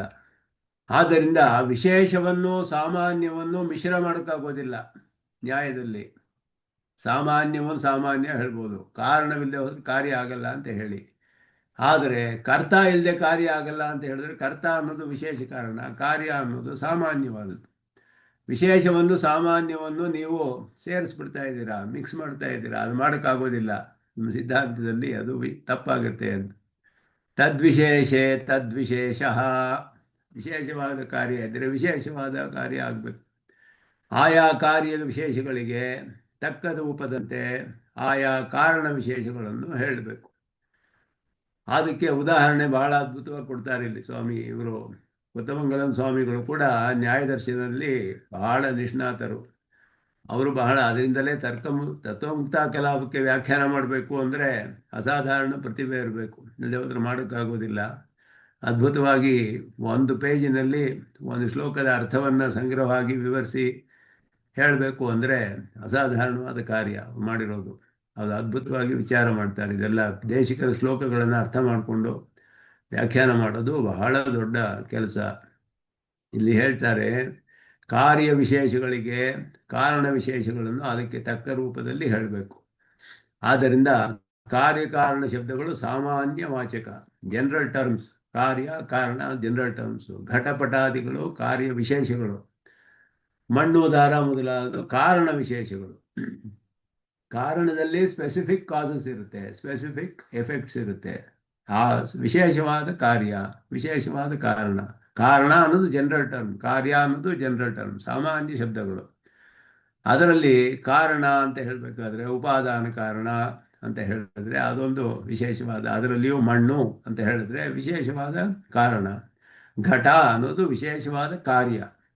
ಆದ್ದರಿಂದ ವಿಶೇಷಗಳಿಗೆ ವಿಶೇಷವನ್ನು ಹೊಂದಿಸಿ ಹೇಳಬಹುದು, ಸಾಮಾನ್ಯಕ್ಕೆ ಸಾಮಾನ್ಯವನ್ನು ಹೊಂದಿಸಿ ಹೇಳಬೇಕು. ವಿಶೇಷವನ್ನು ಸಾಮಾನ್ಯವನ್ನು ಸೇರ್ಸಕ್ಕಾಗೋದಿಲ್ಲ.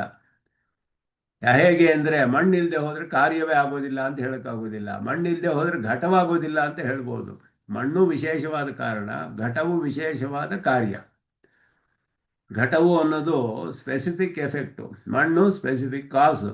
ಮಣ್ಣಿಲ್ಲದೆ ಹೋದರೆ ಘಟ ಆಗಲ್ಲ ಅಂತ ಹೇಳ್ಬೋದು, ಮಣ್ಣಿಲ್ಲದೆ ಹೋದರೆ ಕಾರ್ಯವೇ ಆಗಲ್ಲ ಅಂತ ಹೇಳಕ್ಕೆ ಸಾಧ್ಯವೇ? ಆಗೋದಿಲ್ಲ. ಯಾಕೆಂದರೆ ಕಾರ್ಯ ಅನ್ನೋದು ಜನರಲ್ ಟರ್ಮು, ಕಾರಣ ಅನ್ನೋದು ಜನರಲ್ ಟರ್ಮು. ಕಾರಣ ಇಲ್ಲದೆ ಹೋದರೆ ಘಟವೇ ಆಗೋದಿಲ್ಲ ಅಂತಲೂ ಹೇಳೋಕ್ಕಾಗೋದಿಲ್ಲ. ಅದು ಕೂಡ ವಿಶೇಷ ಸಾಮಾನ್ಯ ಮಿಕ್ಸ್ ಮಾಡಿದಾಗ ಆಗುತ್ತೆ ಆವಾಗ. ಆದ್ದರಿಂದ ಅದೆಲ್ಲ ಹೇಳಬೇಕಾದ್ರೆ ಮಣ್ಣು ದಾರ ಮೊದಲಾದ ಕಾರಣ ವಿಶೇಷಗಳು. ಕರ್ತಾನು ಕೂಡ ಒಬ್ಬ ಕಾರಣ ವಿಶೇಷ. ಕರ್ತ ಅಂತ ಹೇಳುವನು ನಿಮಿತ್ತ ಕಾರಣ ಅಂತಾನಲ್ಲ, ಅವನು ಒಬ್ಬ ಕಾರಣ ವಿಶೇಷವೇ. ಆದ್ದರಿಂದ ಕಾರಣವಿಲ್ಲದೆ ಕಾರ್ಯವಿಲ್ಲ ಅಂತ ಬೇಕಾದರೆ ಹೇಳಿ. ಸಾಮಾನ್ಯ ವ್ಯಾಪ್ತಿ, ವಿಶೇಷ ವ್ಯಾಪ್ತಿ ಹೇಳುವಾಗ ದಾರಗಳಿಲ್ಲದೆ ಪಟವಿಲ್ಲ ಅಂತ ಹೇಳ್ಬೋದೇ ಹೊರತು ದಾರಗಳಿಲ್ಲದೆ ಹೋದರೆ ಕಾರ್ಯವೇ ಆಗೋದಿಲ್ಲ ಅಂತ ಹೇಳೋಕ್ಕಾಗೋದಿಲ್ಲ. ದಾರವಿಲ್ಲದೆ ಹೋದರೂ ಎಷ್ಟೋ ಕಾರ್ಯಗಳಾಗ್ತಾ ಇರುತ್ತೆ, ಕಾರ್ಯವಾಗೋದಿಲ್ಲ ಅಂತ ಹೇಳೋಕ್ಕಾಗೋದಿಲ್ಲ. ವ್ಯಾಪ್ತಿಯಲ್ಲಿ ಸಾಮಾನ್ಯ ವಿಶೇಷಗಳನ್ನು ಮಿಶ್ರಣ ಮಾಡೋದು ತಪ್ಪು. ಇದೇ ಇದರಲ್ಲಿರುವ ಸೂಕ್ಷ್ಮವಾದ ವಿಶೇಷ. ಕಾರ್ಯಕಾರಣ ಭಾವ ನಿರೂಪಣೆಯಲ್ಲಿ ಅವರು ಅನುಮಾನವನ್ನೇ ಇಟ್ಟುಕೊಂಡು ಜಗತ್ತಿಗೆ ಒಬ್ಬ ಕರ್ತನನ್ನು ನಾವು ಸಾಧಿಸ್ತೀವಿ ಅಂತ ಹೇಳಿದ್ರೆ ಜಗತ್ತು ಅನ್ನುವ ಕಾರ್ಯ ಅನ್ನೋದು ವಿಶೇಷವಾದ ಕಾರ್ಯ. ಆದರೆ ಕಾರ್ಯತ್ವಾತ್ ಅಂತಾನೆ ಹೇತು ಹಾಕಿದ್ರು ಅವರು. ಕಾರ್ಯವಾದ್ದರಿಂದ ಅದಕ್ಕೆ ಕರ್ತ ಇರಬೇಕು ಅಂತ ಹೇಳಿದ್ರೆ ಕಾರ್ಯ ಅನ್ನೋದು ಸಾಮಾನ್ಯವಾದ ಶಬ್ದ, ಕರ್ತ ಅನ್ನೋದು ವಿಶೇಷವಾದ ಕಾರಣ. ಇದೆರಡು ನೀವು ಮಿಕ್ಸ್ ಮಾಡೋಕ್ಕಾಗೋದಿಲ್ಲ. ಆದ್ದರಿಂದ ಕಾರ್ಯವು ಹೇಗಿರುತ್ತೋ ವಿಶೇಷವಾದ ಕಾರ್ಯಕ್ಕೆ ವಿಶೇಷವಾದ ಕಾರಣ ಹೇಳಬೇಕು. ಅದನ್ನು ನೀವು ಈಶ್ವರನನ್ನು ಈ ರೀತಿ ಅನುಮಾನ ಪ್ರಯೋಗ ಮಾಡಿ ಸಾಮಾನ್ಯವನ್ನು ವಿಶೇಷವನ್ನು ಮಿಶ್ರಣ ಮಾಡಿದ್ರೆ ಈಶ್ವರನನ್ನು ಅನುಮಾನದಿಂದ ಸಾಧಿಸಕ್ಕೆ ಸಾಧ್ಯವಿಲ್ಲ ಅನ್ನೋದನ್ನು ಹೇಳ್ತಿದ್ದಾರೆ. ಕರ್ತಾವು ಸಹ ಕಾರಣ ವಿಶೇಷ. ಕರ್ತೃವಿಲ್ಲದೆ ಕಾರ್ಯವಿಲ್ಲ ಅಂತ ಹೇಳೋಕ್ಕಾಗೋದಿಲ್ಲ. ಕರ್ತ ಇಲ್ಲದೆ ಕಾರ್ಯವಿಲ್ಲ ಅಂತ ಹೇಳೋಕ್ಕಾಗೋದಿಲ್ಲ. ಯಾಕೆ ಅಂದರೆ ಕರ್ತೃವಿಲ್ಲದೆ ಇದ್ದರೂ ಪೃಥ್ವಿಯಾದಿ ಕಾರ್ಯಗಳು ಬರಬಹುದು. ಆದ್ದರಿಂದ ಅನುಮಾನದಿಂದ ಈಶ್ವರನನ್ನು ಸಾಧಿಸೋಕ್ಕಾಗೋದಿಲ್ಲ. ಪೃಥ್ವಿ ಸೃಷ್ಟಿಯಾಗಿದೆಯಲ್ಲ, ಕರ್ತ ಎಲ್ಲಿ ಕಂಡು ಬರ್ತಾನೆ? ಕರ್ತ ಇಲ್ಲದೆ ಇದ್ರೆ ಆಗ್ಬೋದಲ್ಲ, ಅದೃಷ್ಟದಿಂದಲೇ ಉಂಟಾಗ್ಬೋದಲ್ಲ ಅಂತ ನಾವು ಹೇಳಿದ್ರೆ ಅದನ್ನು ಅನುಮಾನದಿಂದ ನಿರಾಕರಣೆ ಮಾಡೋಕ್ಕಾಗೋದಿಲ್ಲ. ಶಾಸ್ತ್ರವೇ ಅದಕ್ಕೆಲ್ಲ ಪ್ರಮಾಣ ಅನ್ನೋದು. ಈಶ್ವರನನ್ನ ಅನುಮಾನದಿಂದ ಹೇಗೆ ಸಾಧಿಸೋದು ಎಷ್ಟು ಕಷ್ಟ, ಆಗೋದೇ ಇಲ್ಲ, ಅದು ಅಸಾಧ್ಯವಾದ ಕೆಲಸ ಇಲ್ಲಿ ಅದನ್ನ ಬಹಳ ಸೂಕ್ಷ್ಮವಾಗಿ ವಿಚಾರ ಮಾಡ್ತಾರೆ ಈ ಶ್ಲೋಕದಲ್ಲಿ. ಅದು ಇಲ್ಲಿ ಹೇಳ್ತಾ ಇರೋದು. ತಸ್ಮಾತ್ ಹೇತೋಹೋ ಅಭಾವೇ ನ ಫಲಂ ಅನ್ನೋದನ್ನ ಒಪ್ಕೊಳ್ಬಹುದು. ಹೇತೋಹೋ ಅಭಾವೇ ನ ಫಲಂ. ಹೇತು ಅಂದರೆ ಕಾರಣ, ಫಲ ಅಂದರೆ ಕಾರ್ಯ. ಕಾರಣವಿಲ್ಲದೆ ಹೋದ್ರೆ ಕಾರ್ಯ ಇಲ್ಲದೆ ಅಂತ ಹೇಳ್ಕೋಬಹುದು. ತದ್ವಿಶೇಷೇ ತದ್ವಿಶೇಷ, ವಿಶೇಷವಾದ ಕಾರ್ಯಕ್ಕೆ ವಿಶೇಷವಾದ ಕಾರಣ, ಇದೆರಡನ್ನು ಸೇರಿಸಿ ವ್ಯಾಪ್ತಿ ಹೇಳ್ಬೋದು. ವಿಶೇಷಕ್ಕೂ ಸಾಮಾನ್ಯಕ್ಕೂ ವ್ಯಾಪ್ತಿ ಹೇಳೋಕ್ಕೆ ಆಗೋದಿಲ್ಲ. ಆದ್ದರಿಂದ ಮಣ್ಣಿಲ್ಲದೆ ಹೋದರೆ ಕಾರ್ಯವೇ ಆಗೋದಿಲ್ಲ ಅಂತ ಹೇಳಿದ್ರೆ ಅದು ವ್ಯಾಪ್ತಿ ಇಲ್ಲ. ಅದಕ್ಕೆ ವಿಶೇಷವಾದ ಕಾರಣ, ಸಾಮಾನ್ಯವಾದ ಕಾರ್ಯ ಆಯಿತು. ಸಾಮಾನ್ಯವಾದ ಶಬ್ದ, ವಿಶೇಷಕ್ಕೂ ಸಾಮಾನ್ಯಕ್ಕೂ ವ್ಯಾಪ್ತಿ ಇಲ್ಲ. ವಿಶೇಷಕ್ಕೂ specific to specific, general to general, ಈ ರೀತಿ ವ್ಯಾಪ್ತಿ ಹೇಳ್ಬೋದೇ ಹೊರತು ಜನರಲ್ ಸ್ಪೆಸಿಫಿಕ್ ಟು ಜನರಲ್ ಹೇಳೋಕ್ಕಾಗೋದಿಲ್ಲ ವ್ಯಾಪ್ತಿನ. ಇದು ಅನುಮಾನದಲ್ಲಿ ದೋಷ, ಹೇಳೋಕ್ಕಾಗೋದಿಲ್ಲ ಹಾಗೆ. ಆದರೆ ನೀವು ಈಶ್ವರನನ್ನು ಸಾಧಿಸಿರೋ ಅನುಮಾನ ಈ ರೀತಿ ಇದೆ ಅಂತ ಹೇಳ್ತಾ ಇದ್ದಾರೆ. ವಿಶೇಷವಾದ ಒಂದು ಕಾರಣವನ್ನು ಇಟ್ಟು ಸಾಮಾನ್ಯವಾದ ಕಾರ್ಯವನ್ನು ಹೇಳ್ತಾ ಇದ್ದೀರಾ ನೀವು. ಸಾಮಾನ್ಯವಾಗಿ ಕಾರ್ಯತ್ವಾತನ್ನು ಹೇತು ಹೇಳಿ ವಿಶೇಷವಾದ ಕಾರಣವನ್ನು ವ್ಯಾಪ್ತಿಯು ತೋರಿಸ್ತಾ ಇದ್ದೀರಾ ನೀವು. ಇದು ನೀವು ಮಾಡೋಕ್ಕಾಗೋದಿಲ್ಲ ಅನ್ನೋದು ಈ ಅನುಮಾನದಲ್ಲಿ ಸ್ವಾಮಿ ದೇಶಿಕನ ಅದ್ಭುತವಾಗಿ ಇಲ್ಲಿ ವಿಚಾರ ಮಾಡ್ತಾರೆ. ಬಹಳ ಸೂಕ್ಷ್ಮವಾದ ಪರಿಶೀಲನೆ ಇಲ್ಲಿ ಮಾಡಿರುವಂತಹದ್ದು. ಅದನ್ನು ಸಂಸ್ಕೃತದಲ್ಲಿಯೂ ಅದೇ ಹೇಳ್ತಾರೆ. ಹೋದ ಸತಿ ಎಲ್ಲಿ ಮಾಡಿದ್ವಿ ಅಂತ ಹೇಳಿದ್ರೆ ಸಾಧ್ಯ ಇದನ್ನು ಮಾಡಿ ಲೋಕ ಆಗಿತ್ತು ಅಂತ ಕಾಣುತ್ತೆ. ಸಾಧ್ಯೇ ಹೇತ್ವಾದಿವ, ಈ ಶ್ಲೋಕಕ್ಕೆ ಸಂಸ್ಕೃತದಲ್ಲಿ ನಾವು ನೋಡಿರಲಿಲ್ಲ. ಸಾಧ್ಯ ಹೇತ್ವಾದಿವಾದಿ ಹೇತ್ವಾದಿವೇದಿ ಮತ ಇತಿ ಕಲೆಯ ಸರ್ವತಾವಾ ತವಾಸೌ. ಹಿಂದಿನ ಶ್ಲೋಕದ ಸಂಸ್ಕೃತ ವ್ಯಾಖ್ಯಾನ ನೋಡಿರಲಿಲ್ಲ. ಅದನ್ನು ಸ್ವಲ್ಪ ಸಂಗ್ರಹವಾಗಿ ನೋಡಿಬಿಟ್ಟು ಪೂರ್ವತ್ರ ಈಶಃ ನ ಸಿದ್ಧೇತ್ ತತ್ ನ ಕಥಮಪಿ ಭವೇತ್ ವ್ಯಾಪ್ತಿ ಸಿದ್ಧಿ ಪರತ್ರ ಪಕ್ಷಸ್ಪರ್ಶಾದ್ ವಿಶೇಷಾತ್ ನ ಖಲು ಸಮಧಿಕಂ ಪಕ್ಷಧರ್ಮತ್ವಲಭ್ಯಂ ಕಲ್ಪ್ಯ ಅನ್ಯಸ್ತೆ ವಿಶೇಷ ಸುಕೃತ ವಿಷಮಿತ ಜೀವಶಕ್ತಿಸ್ತು ಸಿದ್ಧ. ಇದರಲ್ಲಿಯೂ ಹಿಂದಿನ ಶ್ಲೋಕದ ವಿಷಯವನ್ನು ಇಲ್ಲಿ ಹೇಳ್ತಾ ಇದ್ದಾರೆ. ಸಾಧ್ಯ ಅಂತ ಹೇಳಿ ಯಾಕೆ ಅಂತ ಹೇಳಿದ್ರೆ ಅವರು ಏನು ಆಶಂಕೆ ಅಂದರೆ ಸಕಲ ಕಾರ್ಯಂ ಪ್ರತಿ ಅದೃಷ್ಟಸ್ಯ ಕಾರಣತ್ವಂ ಸಾರ್ವಸ್ತಿಕ ಜನ ಸಮ್ಮತಂ. ಎಲ್ಲರೂ ಸರ್ವ ಆಸ್ತಿಕ ಜನ ಸಮ್ಮತಂ. ಎಲ್ಲ ಆಸ್ತಿಕರು ಒಪ್ಕೊಳ್ಳೋ ವಿಷಯ. ಅದೃಷ್ಟವು ಒಂದು ಕಾರಣ ಎಲ್ಲ ಕಾರ್ಯಗಳಿಗೂ ಅಂತ ಎಲ್ಲ ಒಪ್ಕೊಳ್ತಾರೆ ಸಾಮಾನ್ಯವಾಗಿ. ಕಾರ್ಯಕ್ಕೆ ಒಂದು ಅದೃಷ್ಟ ಅನ್ನೋದು ಇರಬೇಕು, ಇಲ್ಲೇ ಹೋದರೆ ಉತ್ಪತ್ತಿ ಕಾರ್ಯ ಆಗೋದಕ್ಕಾಗೋದಿಲ್ಲ ಅಂತ ಹೇಳಿ. ಜೀವಸ್ತು ಸ್ವ ಅದೃಷ್ಟಮೇವ ಜ್ಞಾತು ನ ಶಕ್ತಃ. ತನ್ನ ಅದೃಷ್ಟ ಏನು ಅನ್ನೋದು ಅವನಿಗೆ ಗೊತ್ತಿಲ್ಲ, ಜೀವಾತ್ಮನಿಗೆ. ಜಗನ್ನಿರ್ಮಾಣ ಉಪಯೋಗಿ ನಾನಾ ವಿಧ ಅದೃಷ್ಟ ಜ್ಞಾನಂ ತೇಷಾಂ ಕಥಂ ಭವೇತ್. ಜೀವಾತ್ಮರುಗಳಿಗೆ ತಮ್ಮ ಅದೃಷ್ಟವೇ ತಿಳಿದಿಲ್ಲ. ಜಗತ್ತಿನ ಸೃಷ್ಟಿ ಮಾಡಬೇಕಾದ್ರೆ ಅದಕ್ಕೆ ಉಪಯುಕ್ತವಾದ ಎಷ್ಟೋ ಪದಾರ್ಥಗಳು, ಅನಂತವಾದ ಪದಾರ್ಥಗಳಿದೆ. ಅದಕ್ಕೆ ಬೇಕಾದ ಅದೃಷ್ಟವಾದ ಅನಂತವಾದ ಅದೃಷ್ಟಗಳೆಲ್ಲ ಇರುತ್ತೆ. ಈ ಜ್ಞಾನವೆಲ್ಲ ಅವನಿಗೆ ಹೇಗೆ ತಿಳಿಯುತ್ತೆ? ಯದಿ ಭವೇತ್ ಸ್ವಸುಖ ಹೇತುನೇವ ಪ್ರೇರೆಯತ್. ಇದು ಪೂರ್ವ ಪಕ್ಷ ಹೇಳೋದು, ನೈಯಾಯಿಕರು ಹೇಳೋ ವಿಷಯ ಇದು. ಇದು ಅವನಿಗೇನಾದರೂ ಎಲ್ಲ ಅದೃಷ್ಟಗಳು ತಿಳಿದ್ಬಿಟ್ಟಿದ್ರೆ ತನಗೆ ಅನುಕೂಲವಾಗಿ ಜಗ ಸೃಷ್ಟಿ ಮಾಡ್ಕೊಂಡಿರೋನು ಜೀವಾತ್ಮ. ತನಗೆ ವಿರುದ್ಧವಾಗಿ ಯಾಕೆ ಮಾಡ್ಕೊಳ್ತಿದ್ದ? ಇಲ್ಲಿ ದೋಷವೇ ಬರ್ತಾ ಇರಲಿಲ್ಲ. ಅವಾಗ ಯಾರಿಗೂ ದುಃಖ ಇರ್ತಿರ್ಲಿಲ್ಲ, ಯಾರಿಗೂ ಬಡತನವೇ ಇರ್ತಾ ಇರಲಿಲ್ಲ, ಅಜ್ಞಾನವೇ ಇರ್ತಾ ಇರಲಿಲ್ಲ. ಆ ರೀತಿ ಸೃಷ್ಟಿ ಮಾಡ್ಕೊಳ್ತಾ ಇದ್ದ. ಜೀವನಿಗೇನಾದರೂ ತಿಳಿದ್ಬಿಟ್ಟಿದ್ರೆ ಎಲ್ಲ ಅದೃಷ್ಟಗಳು ಅವನಿಗೆ ಅನುಕೂಲವಾಗಿ ತಾನೇ ಮಾಡ್ಕೊಳ್ತಿದ್ದ. ಅವನು ಕೃಷ್ಣ ಪ್ರಸಕ್ತಿ ಅಂತ ಹೇಳಿ ಅದರಲ್ಲಿ ಬ್ರಹ್ಮಸೂತ್ರದಲ್ಲಿಯೂ ಇದನ್ನು ಹೇಳ್ತಾರೆ. ಅಲ್ಲಿ ನಿರವಯವ ಶಬ್ದ ಕೋಪೋವಾ ಅಂತ ಹೇಳಿ ಆ ರೀತಿ ಅಲ್ಲಿ ಹೇಳುವಾಗ ಹಾಗೆಯೇ ಜಗತ್ಕಾರಣಕ್ಕೆ ಜಗತ್ಗೆ ಕಾರಣ ಏನು ಪ್ರಯೋಜನ ಅಂತ ಹೇಳಿದ್ರೆ, ಜೀವಾತ್ಮ ತಾನೇ ಕಾರಣ ಆಗಿದ್ದರೆ ತನಗೆ ಅನುಕೂಲವಾಗಿ ಮಾಡ್ಕೊಳ್ತಾ ಇದ್ದ. ನ ಪ್ರಯೋಜನವತ್ವಾತ್ ಅಂತ ಹೇಳಿದ್ರು, ಸಾಪೇಕ್ಷತ್ವಾತ್. ಕರ್ಮ ಸಾಪೇಕ್ಷೆ ಇರೋದ್ರಿಂದಲೇ ಈ ವೈಷಮ್ಯ ಎಲ್ಲ ಬಂದಿದೆ. ಜೀವನೇ ಕಾರಣ ಆಗಿದ್ದಿದ್ರೆ ಈ ವೈಷಮ್ಯವೇ ಇರ್ತಾ ಇರಲಿಲ್ಲ ಅಂತ ಹೇಳಿ ಅಲ್ಲಿ ಹೇಳುವಾಗ, ಇಲ್ಲಿ ತಾನು ಅವನ ಎಲ್ಲ ಅದೃಷ್ಟವನ್ನು ತಿಳ್ಕೊಂಡ್ಬಿಟ್ಟಿದ್ರೆ ಜೀವಾತ್ಮ ತನಗೆ ಅನುಕೂಲವಾಗಿ ಜಗತ್ ಸೃಷ್ಟಿ ಮಾಡ್ಕೊಳ್ಬೇಕಾಗಿತ್ತು. ಆದರೆ ಮಾಡ್ತಾ ಇರಲಿಲ್ಲ.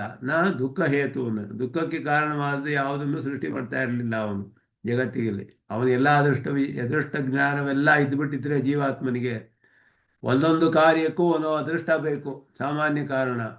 ಅದೃಷ್ಟ ಜ್ಞಾನವೆಲ್ಲ ಇದ್ದುಬಿಟ್ಟಿದ್ರೆ ಜೀವಾತ್ಮನಿಗೆ ತನಗೆ ಅನುಕೂಲವಾಗ್ತಾನೆ ಮಾಡ್ಕೊಳ್ತಿದ್ದ. ಮತ್ತೆ ಅದೃಷ್ಟಗಳು ಜಡ ಪದಾರ್ಥ, ಸ್ವತಃ ನ ಪ್ರವರ್ತೇರನ್ನು, ತಾನೇ ಸ್ವತ್ವವಾಗಿ ಪ್ರವರ್ತವಾಗುವುದಿಲ್ಲ. ನಚ ಅದೃಷ್ಟಾನಾಂ ಸ್ವಭಾವಾದೇವ ಫಲಪ್ರದತ್ವವಾದ ಸಾಧೀಯಾನ್ ತದಾ ಹಿ ಸ್ವಭಾವವಾದಸ್ಯ ಪ್ರಸರಣ ಸಂಭವಾತ್. ಅದೃಷ್ಟದ ಸ್ವಭಾವವೇ ಹಾಗೆ. ನಾವು ಹೇಳಿದ್ರೆ ಇಲ್ಲ ಸ್ವಾಮಿ, ಅದೃಷ್ಟದ ಸ್ವಭಾವವೇ ಹಾಗೆ, ಸ್ವಾಭಾವಿಕವಾಗಿ ಅದು ಫಲ ಮಾಡಿಕೊಡುತ್ತೆ ಅದೃಷ್ಟ ಅಂತ ಹೇಳಿದ್ರೆ ಸ್ವಾಭಾವಿಕವಾದ ಆಗ್ಬಿಡುತ್ತೆ. ಸ್ವಭಾವವಾದ ಅಂತ ಹೇಳಿ ಚಾರ್ವಾಕರು ಹೇಳೋದು, ಸ್ವಭಾವವಾದ ಅನ್ನೋದು ಬಂದ್ಬಿಡುತ್ತೆ ಆವಾಗ. ಅದನ್ನು ನಾವು ಒಪ್ಕೊಳ್ಳೋಕ್ಕಾಗೋದಿಲ್ಲ. ನೈಯಾಯಿಕರು ಹೇಳ್ತಾರೆ, ನಾವೆಲ್ಲ ಆಸ್ತಿಕ ದರ್ಶನದಲ್ಲಿ ಸೇರಿದ್ದೀವಿ. ಷಡ್ ದರ್ಶನಗಳಲ್ಲಿ ನೈಯಾಯಿಕರು ಒಬ್ಬರು ನ್ಯಾಯ ದರ್ಶನ, ನ್ಯಾಯ ವೈಶೇಷಿಕ ಅನ್ನುವುದು ಒಂದು ಆಸ್ತಿಕ ದರ್ಶನ. ಸಾಂಖ್ಯ, ಯೋಗ ಇದೆಲ್ಲವೂ ಕೂಡ ಆಸ್ತಿಕ ದರ್ಶನಗಳಲ್ಲಿ ಸೇರಿರುವಂತಹದ್ದು. ಷಡ್ ದರ್ಶನಗಳು ಒಂದು ಪ್ರಸಿದ್ಧವಾಗಿದೆ. ಚಾರ್ವಾಕರು ವೇದ ಬಾಹ್ಯರು, ವೇದವನ್ನು ಒಪ್ಕೊಳ್ಳೋದಿಲ್ಲ, ಪ್ರತ್ಯಕ್ಷ ಮಾತ್ರ ಒಪ್ಕೊಳ್ತಾರೆ. ಅಗ್ನಿ ಯಾಕೆ ಸುಡುತ್ತೆ ಅಂದರೆ ಅಗ್ನಿಯ ಸ್ವಭಾವವೇ ಅಷ್ಟೇನೆ, ಇನ್ನೇನು ಹೇಳೋಕ್ಕಾಗೋದಿಲ್ಲ ಅಂತ ಹೇಳಿದ್ರು. ಸ್ವಭಾವ ಅಷ್ಟೇ, ಅದಕ್ಕೆ ಇನ್ನೇನು ಅದಕ್ಕೇನು ಇನ್ನೇನು ಹೇಳೋಕ್ಕಾಗೋದಿಲ್ಲ. ನೀರು ಯಾಕೆ ಶೀತಳವಾಗಿದೆ ಅಂದರೆ ಅದರ ಸ್ವಭಾವವೇ ಹಾಗೆ, ಸ್ವಭಾವವಾದ ಅಂತ ಹೆಸರು ಅದಕ್ಕೆ. ಅದೃಷ್ಟದಿಂದಲೇ ಫಲ ಬಂದ್ಬಿಡ್ಲಿ ಅಂತ ಹೇಳಿದ್ರೆ ಅದ್ರ ಸ್ವಭಾವವೇ ಹಾಗೆ ಅಂತ ಹೇಳಿದ್ರೆ ಸ್ವಭಾವವಾದ ಆಗಿಬಿಡುತ್ತೆ. ಹಾಗೆ ಒಪ್ಕೊಳ್ಳೋಕ್ಕಾಗೋದಿಲ್ಲ, ಅದು ಜಡವಾದ್ದರಿಂದ ಆಗಿರಕ್ಕೆ ಸಾಧ್ಯವಿಲ್ಲ. ಕಾರ್ಯಕಾರಣ ಭಾವಸ್ಯೈವ ಅಸಿದ್ಧಿ ಪ್ರಸಂಗೇನ ಈಶ್ವರಸ್ಯ ಜಗತ್ಕಾರಣತ್ವ ಮಿದುರ್ವಚಂ ಭವೇತ್. ಈಶ್ವರ ಜಗತ್ಕಾರಣ ಅನ್ನೋದು ಹೇಳೋಕ್ಕಾಗೋದಿಲ್ಲ. ತಥಾಚ ಜನ್ಮಾದ್ಯಧಿಕರಣಮೇವ ನಿರ್ವಿಷಯಂ ಭವತಿ. ಜನ್ಮಾದಿ ಅಧಿಕರಣಕ್ಕೂ ವಿಷಯ ಇರೋದಿಲ್ಲ ಆಗ. ಆದ್ದರಿಂದ ಅದೃಷ್ಟ ಪ್ರೇರಕತೆಯ ಈಶ್ವರ ಸಿದ್ಧಿ ಅನಿವಾರ್ಯಂ. ಇದು ನ್ಯಾಯ ದರ್ಶನವರು ಹೇಳೋರು. ನೈಯಾಯಿಕರು ಹೇಳ್ತಾರೆ, ಅದೃಷ್ಟವೂ ಒಂದು ಕಾರಣ ಅಂತ ಎಲ್ಲ ಆಸ್ತಿಕರು ಒಪ್ಕೊಂಡಿದ್ದಾರೆ. ಕಾರ್ಯ ಸಾಮಾನ್ಯಕ್ಕೆ ಅದೃಷ್ಟ ಕಾರಣ ಅಂತ ಹೇಳಿ. ಅದೃಷ್ಟ ಏನು ಅನ್ನೋದು ಅವರವ್ರ ದರ್ಶನದಲ್ಲಿ ಬೇರೆ ಬೇರೆ ರೀತಿಯಲ್ಲಿ ಹೇಳ್ತಾರೆ, ಅದು ಬೇರೆ ವಿಷಯ. ಆದರೆ ಅದೃಷ್ಟ ಅಂತ ಒಂದು ಒಪ್ಕೊಳ್ಬೇಕು ಎಲ್ಲರೂ. ಅದೃಷ್ಟ ಅನ್ನೋದು ನಾವು ಹೇಳೋದು ಈಶ್ವರನ ಅನುಗ್ರಹ ಸಂಕಲ್ಪ. ಅದೃಷ್ಟ ಅನುಗ್ರಹ ಸಂಕಲ್ಪ ವಿಶೇಷವಾಗಿ. ಇಲ್ಲೇ ನಿಗ್ರಹ ಸಂಕಲ್ಪವಾದರೆ ದುರಾದೃಷ್ಟ ಅಂತ ಹೇಳ್ತೀವಿ. ಇವನಿಗೆ ಒಳ್ಳೆ ಅದೃಷ್ಟ ಇವನಿಗೆ ಭಾಳ ಚೆನ್ನಾಗಿದೆ, ಒಳ್ಳೆ ಅದೃಷ್ಟಶಾಲಿ ನೀನು ಅಂತ ಹೇಳ್ತೀವಲ್ಲ. ಅದೃಷ್ಟಶಾಲಿಯಪ್ಪ ನೀನು, ಎಲ್ಲ ಚೆನ್ನಾಗಿ ನಡೀತಾ ಇದೆ ಅಂತ ಹೇಳಿದ್ರೆ ಈಶ್ವರನ ಅನುಗ್ರಹ ಚೆನ್ನಾಗಿದೆ ಅಂತ ಅರ್ಥ. ನನ್ನ ದುರಾದೃಷ್ಟ ಹೀಗಾಗೋಯ್ತು ಅಂತ ಹೇಳ್ತೀವಿ. ದುರಾದೃಷ್ಟ ಅಂದರೆ ಏನು? ಈಶ್ವರನ ನಿಗ್ರಹ ಅಂತ ಅರ್ಥ. ಅದು ನಾವು ಅದೃಷ್ಟಕ್ಕೆ ಹಾಗೆ ಒಪ್ಕೊಳ್ತೀವಿ, ಈಶ್ವರನ ನಿಗ್ರಹ ಅನುಗ್ರಹಗಳು. ಇವರು ಹಾಗಲ್ಲ, ಅದೃಷ್ಟ ಅಂತ ಒಂದಿದೆ, ಅದನ್ನ ಈಶ್ವರ ಪ್ರೇರಣೆ ಮಾಡ್ತಾನೆ. ಅದು ಯಾವುದು ಅಂದ್ರೆ ಇದು ದುರಾದೃಷ್ಟನೋ ದುರದೃಷ್ಟನೋ? ಯಾವುದು ಸರಿಯಾದ ದುರಾದೃಷ್ಟ. ದುರಾದೃಷ್ಟ ಅಂತಾನೆ ಹೇಳಿ. ದುರದೃಷ್ಟ ತಪ್ಪ? ಪ್ರಯೋಗದಲ್ಲಿ ದುರಾದೃಷ್ಟ ಅಂತ ತಾನೆ ಹೇಳೋದು. ಅಲ್ಲ, ದುರದೃಷ್ಟ ಅಂತ ಹೇಳ್ತಾರಲ್ಲ, ತಪ್ಪ? ದುರದೃಷ್ಟ ಅಂತ ಹೇಳಿ ನನಗೆ ಅಷ್ಟು ಜ್ಞಾಪಕ ಇಲ್ಲ, ಆ ಥರ ಪ್ರಯೋಗ ಕಂಡು ನಾವುಗಳೆಲ್ಲ ದುರದೃಷ್ಟ ಅಂತಾನೆ ಹೇಳ್ತಾ ಇರೋದು, ಅದಕ್ಕೆ ಕೇಳಿದೆ. ದುರದೃಷ್ಟ ಅದು, ಅವನಿಗೆ ಅದೃಷ್ಟ ಇಲ್ಲ, ಅವನ್ ದುರದೃಷ್ಟ ಅದು.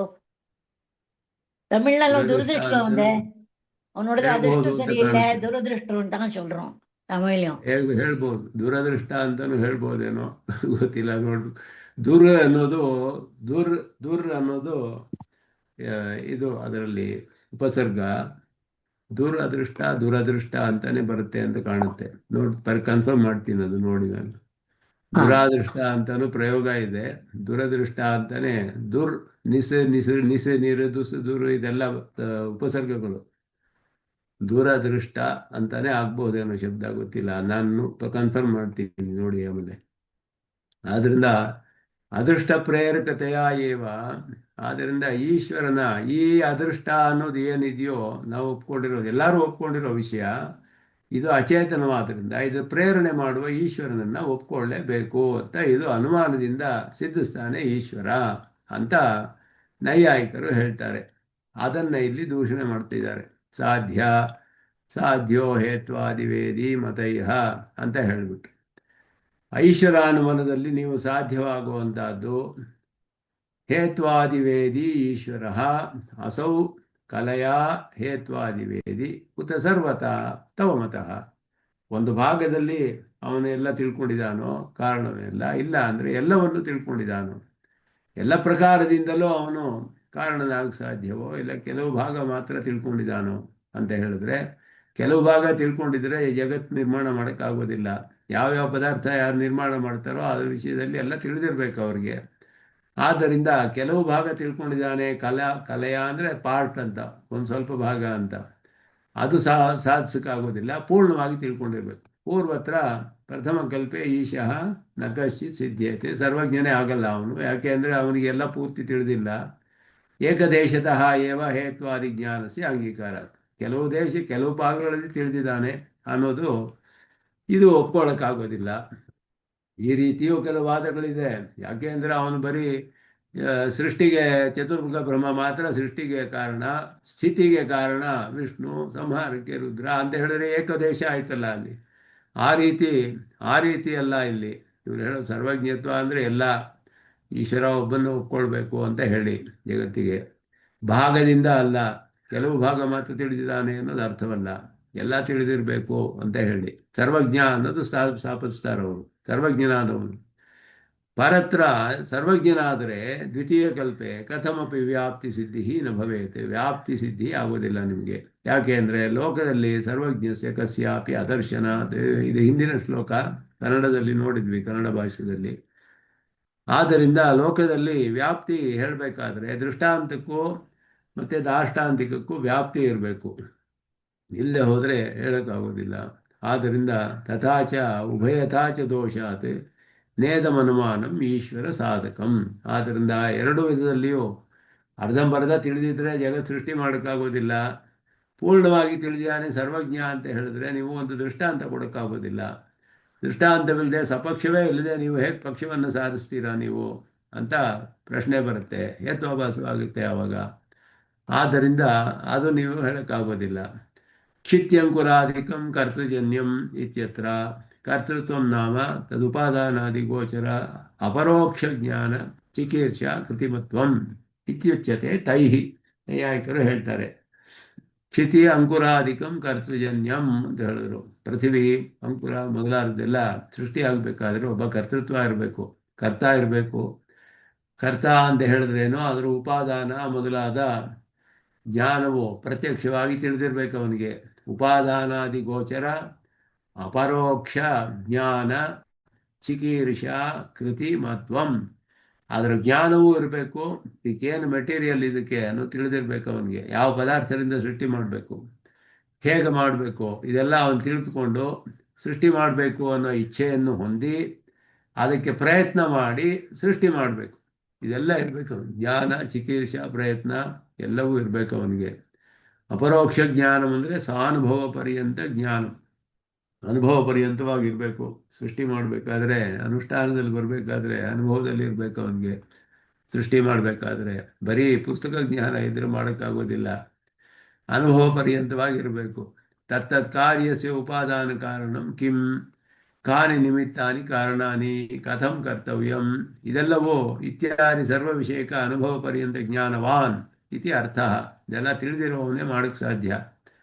ಜ್ಞಾನೇ ಸತಿ ಅಪಿ ಇಚ್ಛಾಯಾ ಅಭಾವೇ. ಜ್ಞಾನವಿದ್ದು ಮಾಡಬೇಕು ಅನ್ನೋ ಇಚ್ಛೆ ಇಲ್ಲದೆ ಹೋದರೆ ಪ್ರವೃತ್ತೇ ಅಸಂಭವಾತ್ ತದನುಗುಣ ಇಚ್ಛಾವಾನ್. ಆದ್ದರಿಂದ ಪ್ರವೃತ್ತಿಗೆ ಅನುಗುಣವಾದ ಇಚ್ಛೆ ಇರಬೇಕು ಅವನಿಗೆ. ಇಚ್ಛಾಯಾಂ ಸತ್ಯಮಪಿ ಬಾಹ್ಯ ಪ್ರವೃತ್ತಿ ಪ್ರತಿ ಅಂತರ ಪ್ರಯತ್ನಸ್ಯ ಕಾರಣತ್ವಾತ್ ತದನುಗುಣ ಪ್ರಯತ್ನವಾಂಶ ತತ್ತತ್ ಕಾರ್ಯಗತ ಭವೇತ್. ಅಂದರೆ ಒಬ್ಬ ಹೊರಗಡೆ ಪ್ರವೃತ್ತಿ ಮಾಡಬೇಕಾದ್ರೆ ಅವನಿಗೆ ಪ್ರಯತ್ನವು ಕಾರಣವಾಗುತ್ತೆ. ಆದ್ದರಿಂದ ಅದಕ್ಕೆ ಅನುಗುಣವಾದ ಪ್ರಯತ್ನ ಇರಬೇಕು ಬಾಹ್ಯ ಪ್ರವೃತ್ತಿಗೆ. ಅವನಿಗೆ ಜ್ಞಾನವಿದ್ರೂ ಕೂಡ ಇಚ್ಛೆ ಇಲ್ಲದೆ ಹೋದರೆ ಮಾಡಲ್ಲ, ಇಚ್ಛೆ ಇದ್ರೂ ಪ್ರಯತ್ನ ಮಾಡೋಕ್ಕಾಗದೆ ಹೋದರೆ ಮಾಡೋಕ್ಕಾಗೋದಿಲ್ಲ.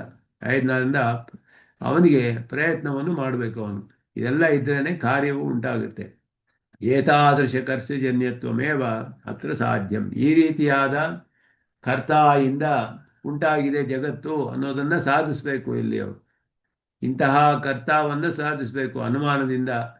ಏವಂಚ ಜ್ಞಾನಸ್ಯ ಕರ್ತೃಪದಾರ್ಥೆ ಅಂತರ್ಭಾವಾತ್ ಪ್ರಕೃತೆ ಕ್ಷಿತ್ಯನ್ ಕುರಾದಿಕ ಕರ್ತು ತದುಪಾದಾನ ಗೋಚರಂ ಜ್ಞಾನಂ ಕೀದೃಶಂ ವಿವಕ್ಷಿತಂ ಅಂತ ಹೇಳಿ. ಆದ್ದರಿಂದ ಕರ್ತ ಆದವನಲ್ಲಿ ಜ್ಞಾನವೂ ಅಂತರ್ಭಾವ.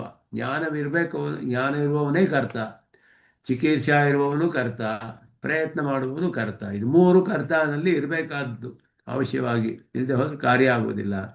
ಆ ಜ್ಞಾನ ಎಂತಹ ಜ್ಞಾನ ಇಲ್ಲಿ ಅಂತ ಹೇಳಿದ್ರೆ, ಕಿಂ ಕತಿಪಯ ವಿಷಯಕಂ, ಕೆಲವು ವಿಷಯಗಳಲ್ಲಿ ಮಾತ್ರವೇ, ಅಥವಾ ತತ್ಸಂಬಂಧ ಸರ್ವ ವಿಷಯಂ, ತತ್ಸಂಬಂಧಿ ಸರ್ವ ವಿಷಯಂ, ಎಲ್ಲ ವಿಷಯವನ್ನು ತಿಳಿದಿದ್ದಾನು. ಅದು ಕತಿಪಯ ವಿಷಯ, ಕೆಲವು ವಿಷಯಗಳು ಅಂದರೆ ಆಗೋದಿಲ್ಲ, ಸರ್ವಜ್ಞ ಸಿದ್ಧಿಸೋದಿಲ್ಲ. ಕತಿಪಯ ವಿಷಯ ಜ್ಞಾನವಾನ್ ಕಥಂ ಸರ್ವಜ್ಞ ಸ್ಯಾತ್, ಅಸರ್ವಜ್ಞ ಕಥಂ ಈಶ್ವರ ಸ್ಯಾತ್. ಕೆಲವು ವಿಷಯ ತಿಳಿದರೆ ಸರ್ವಜ್ಞನಾಗಬಲ್ಲ, ಸರ್ವಜ್ಞನಾಗದೇ ಇರುವನು ಈಶ್ವರನಾಗೋದಿಲ್ಲ. ಆದ್ದರಿಂದ ಮೊದಲನೆಯ ಕಲ್ಪ ಸರಿ ಹೋಗೋದಿಲ್ಲ. ಎರಡನೆಯದರಲ್ಲಿ ದೃಷ್ಟಾಂತ ಅಸಿದ್ಧಿ ತೇಚ ವ್ಯಾಪ್ತಿ ಅಸಿದ್ಧಿ. ದೃಷ್ಟಾಂತವೇ ಇಲ್ಲ ಎರಡನೆಯದರಲ್ಲಿ. ಆದ್ದರಿಂದ ಇದು ವ್ಯಾಪ್ತಿಯೇ ಇಲ್ಲ ಆವಾಗ. ಅದಕ್ಕೆ ನೈ ದೃಷ್ಟಾಂತೆ ಘಟಾದೋ ಸರ್ವಕರ್ತೃಕತ್ವ ದೃಷ್ಟಂ. ಘಟ ಅನ್ನುವುದೇ ದೃಷ್ಟಾಂತ ಕೊಡ್ತೀರಾ ನೀವು. ಘಟ ಅನ್ನುವ ದೃಷ್ಟಾಂತ ಇಟ್ಟುಕೊಂಡು ಸರ್ವಕರ್ತೃಕತ್ವವನ್ನು ಹೇಳೋಕ್ಕಾಗೋದಿಲ್ಲ ನೀವು. ಘಟ ಮಾಡೋಕ್ಕಷ್ಟೇ ಅವನಿಗೆ ಜ್ಞಾನವಿದೆ. ಬೇರೆ ಒಂದು ವಿಷಯ ಹೇಳಿದ್ರೆ ಅವನು ಮಾಡೋಕ್ಕೆ ಸಾಧ್ಯವಾಗೋದಿಲ್ಲ. ನಹಿ ಕುಲಾಲೋಪಿ ಉಪಾದಾನ ವಿಷಯಕಂ ಸರ್ವಂ ಜಾನಾತಿ ಕಿಂತು ಘಟ ನಿರ್ಮಾಣ ಅಪೇಕ್ಷಿತಂ ಯಾವತ್ತು ತಾವತ್ ಜಾನಾತಿ. ಅವ್ರು ಹೇಳಿದ್ರು, ಹೀಗೆ ಹೇಳೋಕ್ಕೆ ನೀವು ಈ ಥರ ತರ್ಕ ಮಾಡೋಕ್ಕಾಗೋದಿಲ್ಲ. ಏಕೆಂದರೆ ಕುಲಾಲನಿಗೂ ಕೂಡ ಉಪಾದಾನ ವಿಷಯದಲ್ಲಿ ಎಲ್ಲವೂ ತಿಳಿದಿಲ್ವಲ್ಲ ಅವನಿಗೆ. ಆದರೆ ಘಟ ಮಾಡೋದಕ್ಕೆ ಎಷ್ಟು ಬೇಕೋ ಅಷ್ಟು ಜ್ಞಾನ ಇದೆ ಅವನಿಗೆ. ತದ ಅನುಗುಣ ಜ್ಞಾನವಾನ್. ಆದ್ದರಿಂದ ಒಂದು ಕಾರ್ಯ ಮಾಡೋದಕ್ಕೆ ಅನುಗುಣವಾದ ಜ್ಞಾನ ಅವನಿಗೆ ಇದೆ ಅಂತ ಒಪ್ಕೊಳ್ಬೇಕು. ಹಾಗೆಯೇ ಜಗತ್ತನ್ನು ಮಾಡೋಕ್ಕೆ ಅನುಗುಣವಾದ ಜ್ಞಾನ ಈಶ್ವರನಿಗಿದೆ ಅಂತ ಯಾಕೆ ಸಾಧಿಸಬಾರ್ದು ಅಂತ ಅವರು ಪ್ರಶ್ನೆ ಮಾಡ್ತಾರೆ. ಕಾರ್ಯ ಮಾಡಿದ್ರೆ ಸರ್ವಜ್ಞನೇ ಆಗಿರಬೇಕು ಅನ್ನೋ ದೃಷ್ಟಾಂತ ಕೊಡಬೇಕಾಗಿಲ್ಲ. ಆ ಕಾರ್ಯಕ್ಕೆ ಅನುಗುಣವಾದ ಜ್ಞಾನ ಇರಬೇಕು ಅನ್ನೋದು ಮುಖ್ಯ ಅಲ್ಲಿ ಅಂತ ಅವರು ವಾದ ಮಾಡ್ತಾರೆ. ಸರ್ವಜ್ಞತ್ವ ಅನ್ನೋ ವಿಷಯ ಬೇಕಾಗಿಲ್ಲ ಇಲ್ಲಿ. ಕಾರ್ಯ ಮಾಡೋಕ್ಕೆ ಏನು ಅನುಗುಣವಾದ ಜ್ಞಾನ ಅದೇ ಇರಬೇಕು ಅವನಲ್ಲಿ. ಅಷ್ಟಿದ್ರೆ ಸಾಕು ಮಾಡಬಹುದು.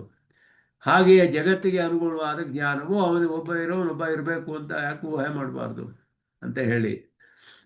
ಅಂದರೆ ಅದಕ್ಕೆ ಹೇಳ್ತಾನೆ, ಅತಿ ವಿಚಿತ್ರ ಬಹು ಬಹು ಬೃಹತ್ ಪ್ರಾಸಾದ ರಥ ಗೋಪುರಾದಿಕಂ ಪಶ್ಯತಾಂ ಘಟಾಂತಿ ದೃಷ್ಟಾಂತೇನ ತತ್ಕಾರಣಂ ಅನುಮಿಮತ್ಸತಾಂ ಕಿಂ ಘಟಕರ್ತ ಕುಲಾಲ ಸದೃಶಃ ಏವ ಕರ್ತ ತತ್ರ ಸಿದ್ಧೇತ್ ಕಿಂತು ತತ್ತತ್ ಕಾರ್ಯೋಪಯೋಗಿ ಸಾಮರ್ಥ್ಯ ಚಾತುರ್ಯಾದಿ ವಿಶಿಷ್ಟ ಏವ ಸಿದ್ಧೇತ್.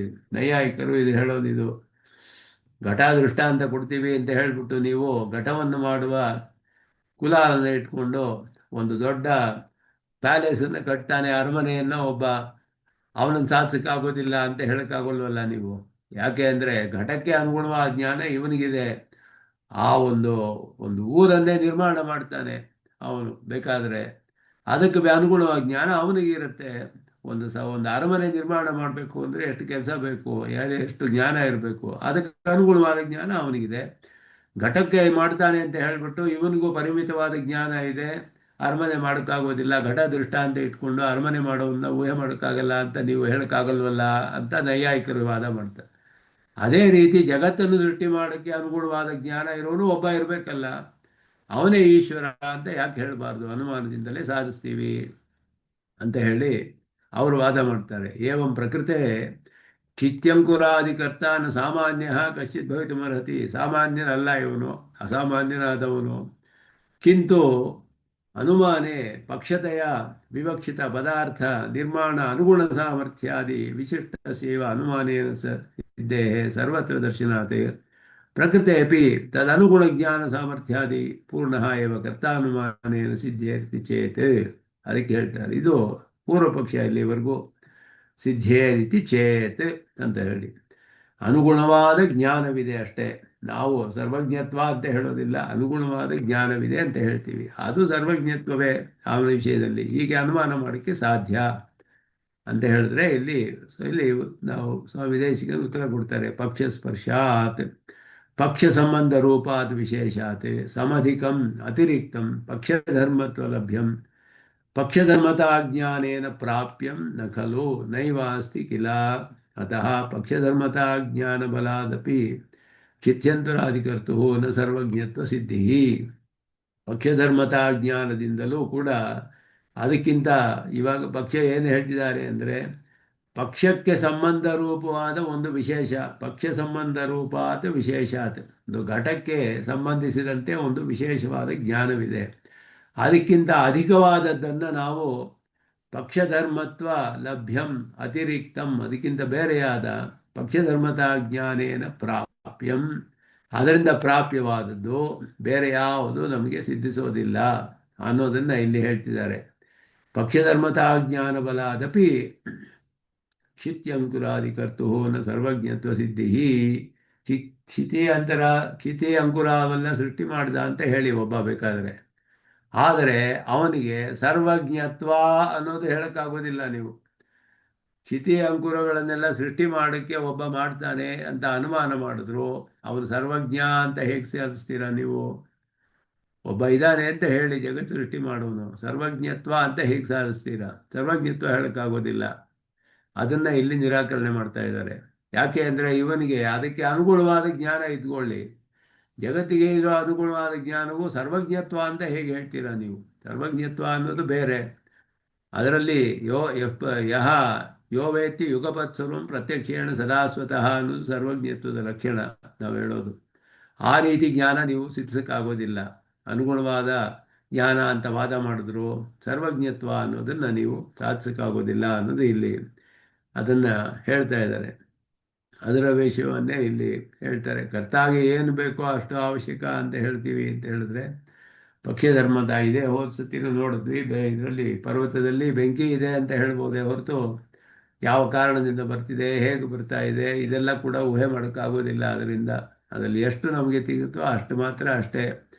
ಅಧಿಕವಾದ ವಿಷಯಗಳು ಸರ್ವಜ್ಞ ಎಲ್ಲ ಮೊದಲಾದ ನೀವು ಕಲ್ಪನೆ ಮಾಡ್ತಿರಲ್ಲ, ಅದು ಕಲ್ಪನೆ ಮಾಡೋಕ್ಕಾಗೋದಿಲ್ಲ ಅಂತ ಹೇಳಿ ಯಾವುದು ಪಕ್ಷಧರ್ಮತಾ ಜ್ಞಾನ ಬಲ ಲಭ್ಯಾತ್ ವಿಶೇಷಾತ್ ಅನ್ಯ ಸರ್ವಜ್ಞತ್ವಾದಿ ಅಧಿಕತೆಯ ನ ಕಲ್ಪನೀಯ. ನೀವು ಅದು ಕಲ್ಪನೆ ಮಾಡೋಕ್ಕಾಗೋದಿಲ್ಲ. ಪಕ್ಷಧರ್ಮತಾ ಜ್ಞಾನ ಅನ್ನೋದು ಈ ಪರ್ವತದಲ್ಲಿ ಬೆಂಕಿ ಇದೆ ಅಂತ ಹೇಳ್ಬೋದೆ ಹೊರತು ಬೆಂಕಿ ಯಾವ ಕಾರಣದಿಂದ ಬರ್ತಿದೆ ಅನ್ನೋದನ್ನು ಹೇಳೋಕ್ಕಾಗೋದಿಲ್ಲ ನೀವು. ಆದ್ದರಿಂದ ಅದರಲ್ಲಿ ವಿಶೇಷವನ್ನು ತೋರಿಸ್ತಾರೆ ಅಲ್ಲಿ. ಅದರಿಂದ ಒಬ್ಬ ಜೀವನನ್ನೇ ಇನ್ನೊಬ್ಬ ವಿಶೇಷವಾದ ಜ್ಞಾನವುಳ್ಳ ಜೀವಾತ್ಮ ಅಂತ ಹೇಳ್ಬೋದೇ ಹೊರತು ಜೀವನಿಗಿಂತ ವಿಲಕ್ಷಣನಾದ ಸರ್ವಜ್ಞನಾದ ಈಶ್ವರ ಅಂತ ಹೇಳ್ತೀರಲ್ಲ ಅಂತ ಹೇಳಿದ್ರೆ ಅದು ನಿಮಗೆ ಸಾಧಿಸೋಕ್ಕೆ ಆಗೋದಿಲ್ಲ ಅನ್ನೋದು. ಏನೇ ಹೇಳಿದ್ರು ಕೂಡ ವಿಶೇಷವಾದ ಕಾರ್ಯಗಳನ್ನು ಮಾಡುವ ವಿಶ್ವಾಮಿತ್ರಾದಿಗಳಿಗೆ ಯೋಗ ಬಲದಿಂದ ಬೇಕಾದಷ್ಟು ಇತ್ತು, ಸೌಭರ್ಯ. ಇವತ್ತು ಶರೀರವನ್ನು ಸೃಷ್ಟಿ ಮಾಡಿಕೊಂಡ್ರು, ವಿಶ್ವಾಮಿತ್ರರು ನಕ್ಷತ್ರ ಮಂಡಲವನ್ನೇ ಸೃಷ್ಟಿ ಮಾಡಿಬಿಟ್ರು, ಹೀಗೆಲ್ಲ ಹೇಳಿದಿಲ್ಲ. ಅಂದರೆ ಇದೆಲ್ಲ ಸಾಧ್ಯ ಹೇಳೋದಕ್ಕೆ, ಆದರೆ ಅವರಿಗೆಲ್ಲ ಸರ್ವಜ್ಞತ್ವ ಇರಲಿಲ್ವಲ್ಲ, ಎಲ್ಲರೂ ಕರ್ಮವಶ್ಯರೇ. ಅಂತಹ ಒಬ್ಬ ಚೇತನನನ್ನೇ ಜಗತ್ಕಾರಣವಾಗಿ ನೀವು ಊಹೆ ಮಾಡೋಕ್ಕೆ ಸಾಧ್ಯವೇ ಹೊರತು ಅಕರ್ಮವಶ್ಯನಾದ ಸರ್ವಜ್ಞನಾದ ಈಶ್ವರನನ್ನು ಊಹೆ ಮಾಡೋಕ್ಕಾಗೋದಿಲ್ಲ ಅನ್ನೋದೇ ಇದರ ಒಂದು ಸಂಗ್ರಹವಾದ ಅರ್ಥ. ಅದನ್ನೇ ಇಲ್ಲಿ ಈ ಶ್ಲೋಕದಲ್ಲಿ ವಿಚಾರ ಮಾಡಿ ಅದನ್ನು ಹೇಳ್ತಾರೆ. ಸರ್ವಜ್ಞತ್ವ ಅನ್ನೋದು ಸಾಧಿಸೋಕ್ಕಾಗೋದಿಲ್ಲ. ಪಕ್ಷಧರ್ಮತ ಅನ್ನೋದಕ್ಕೆ ಎಷ್ಟು ಬೇಕೋ ಅಷ್ಟು ಮಾತ್ರ ಸಿಗುತ್ತೆ ನಿಮಗೆ. ಅಧಿಕವಾದ ವಿಷಯಗಳನ್ನು ಊಹೆ ಮಾಡೋದಕ್ಕೆ ಆಗೋದಿಲ್ಲ. ನಾವು ಯಾವ ರೀತಿ ಇರುತ್ತೆ, ಹೇಗಿರುತ್ತೆ ಅನ್ನೋದು ಊಹೆ ಮಾಡೋಕ್ಕಾಗೋದಿಲ್ಲ. ಆದ್ದರಿಂದ ನಿಮಗೆ ಅನುಮಾನದಿಂದ ಹೇಗಿದ್ರು ಸರ್ವಜ್ಞನಾದ ಜಗತ್ಕಾರಣನಾದ ಅಕರ್ಮವಶ್ಯನಾದ ಈಶ್ವರನು ಸಿದ್ಧಿಸೋದಿಲ್ಲ ಅನ್ನೋದೇ ಈ ಶ್ಲೋಕದ ಒಂದು ಸಂಗ್ರಹವಾದ ಅರ್ಥ. ಅದನ್ನು ಮುಂದುವರಿಸೋಣ ಮುಂದೆ ಅಂತ ಹೇಳಿ ಇಲ್ಲಿಗೆ ನಮಸ್ಕಾರಗಳನ್ನು ತಿಳಿಸಿ ನಿಲ್ಲಿಸ್ಕೊಳ್ತೇನೆ. ಕವಿತಾರ್ಕಿಕ ಸಿಂಹಾಯ ಕಲ್ಯಾಣ ಗುಣಶಾಲಿನೇ ಶ್ರೀಮತೆ ವೆಂಕಟೇಶಾಯ ವೇದಾಂತ ಗುರವೇ ನಮಃ. ಶ್ರೀಮತೆ ನಿಗಮಾಂತ ಮಹಾದೇಶಿಕಾಯ ನಮಃ. ಸರ್ವಂ ಶ್ರೀಕೃಷ್ಣಾರ್ಪಣಮಸ್ತು.